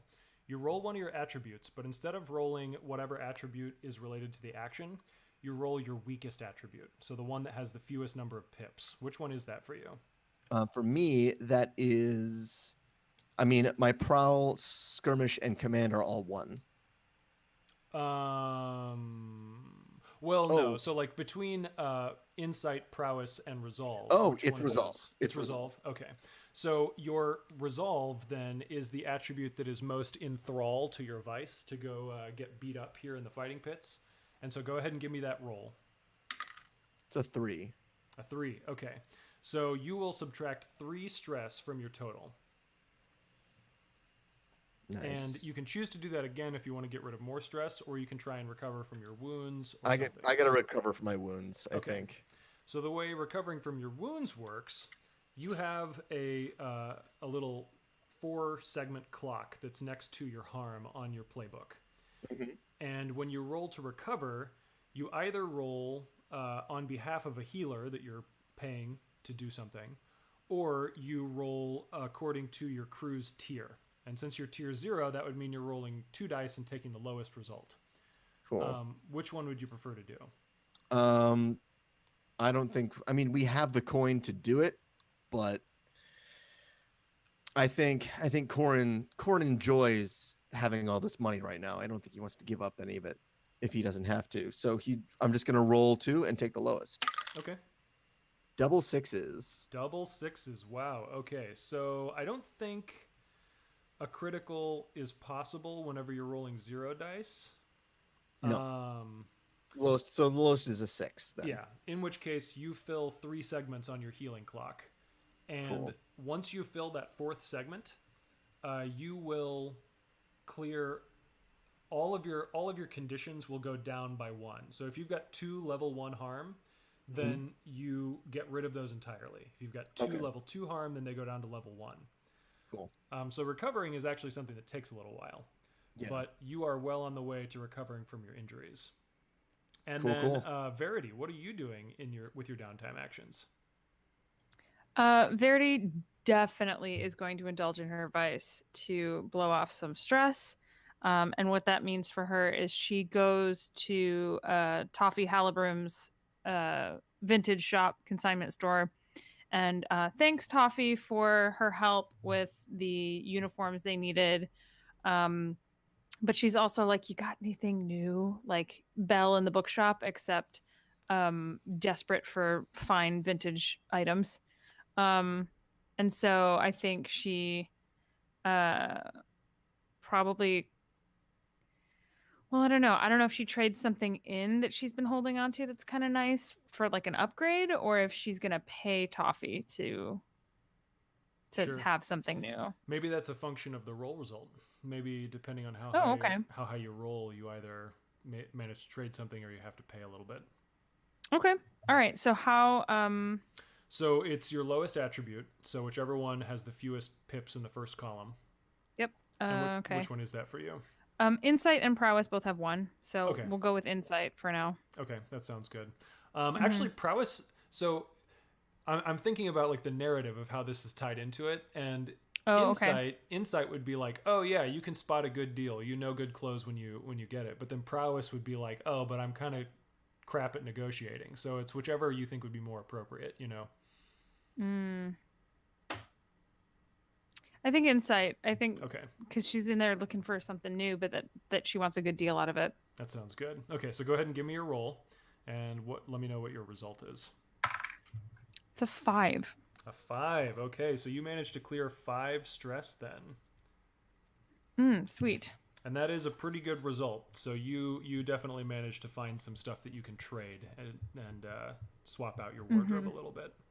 Sweet. Very nice. And then what is your second downtime action that you want to take? The second downtime action was I want to train something. I need to improve some skills. How do I do that? Yeah, so you'll pick one of the 3 attributes, right? And first of all, I hope you were marking experience for any desperate rolls that you made. I know you made a couple of them. I think I had 2 or 3. Yeah, and I want to say they were probably all in resolve. Maybe there was 1 in prowess. There was 1 in prowess for sure, but I think the other 2 were in resolve. Okay. And then when you train, you just decide one of those 3 tracks and you add an experience point pip to one of those tracks. So which attribute are you training? I think I would like to train in prowess. Prowess. Okay. Very cool. So yeah, you add an experience point to that, and then that is your training. And how are you training prowess? Are you training fighting? Are you training sneaking around, wrecking things? What's it look like? I think she takes an opportunity to work with Imbra and Zeph on physical fighting stuff. She feels pretty okay about sneaking. I mean, she doesn't have prowl, but she does have finesse. Yeah. So, but I think she is interested in being able to handle herself better, and so that's sort of where they come in as former accordants and then former United Pact soldiers, that they're able to sort of help her improve that a little. Sounds good to me. Very nice. So let's see here. We've got this image of Corin kind of healing up on his wounds and also losing himself in the fighting pits. I don't think you found an accordance soldier to fight because you only got rid of 3 stress, but you still managed to like take some licks from a tough guy, and it was good. And then we also have this image of Verity, who's trading in some clothing and working with her new soldier friends on some fighting techniques. And the camera pulls up and we start to see the neighborhood that this is all happening in. And then we start to see the cloud veil separating the city. And then we start to see a huge portion of the city, including the wall outside. And the world beyond is hazy. We can't see very much. And in fact, it turns out that the haziness is an iris that's closing.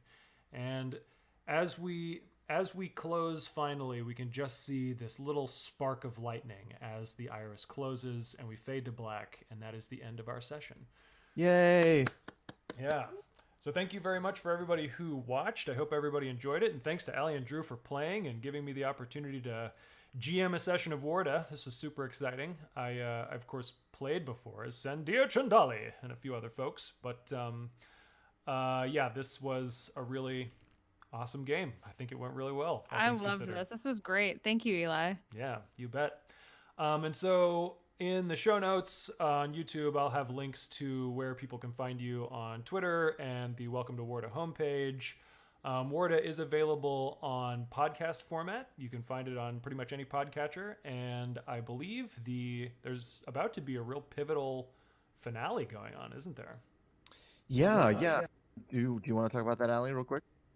Yeah, the big Winds of Change finale is coming on Halloween. Warda Wednesday falls on Halloween falls on a Warda Wednesday, which is exciting this year. So on Halloween, Wednesday, October 31st, the grand finale of the Winds of Change story arc will be live on the podcast.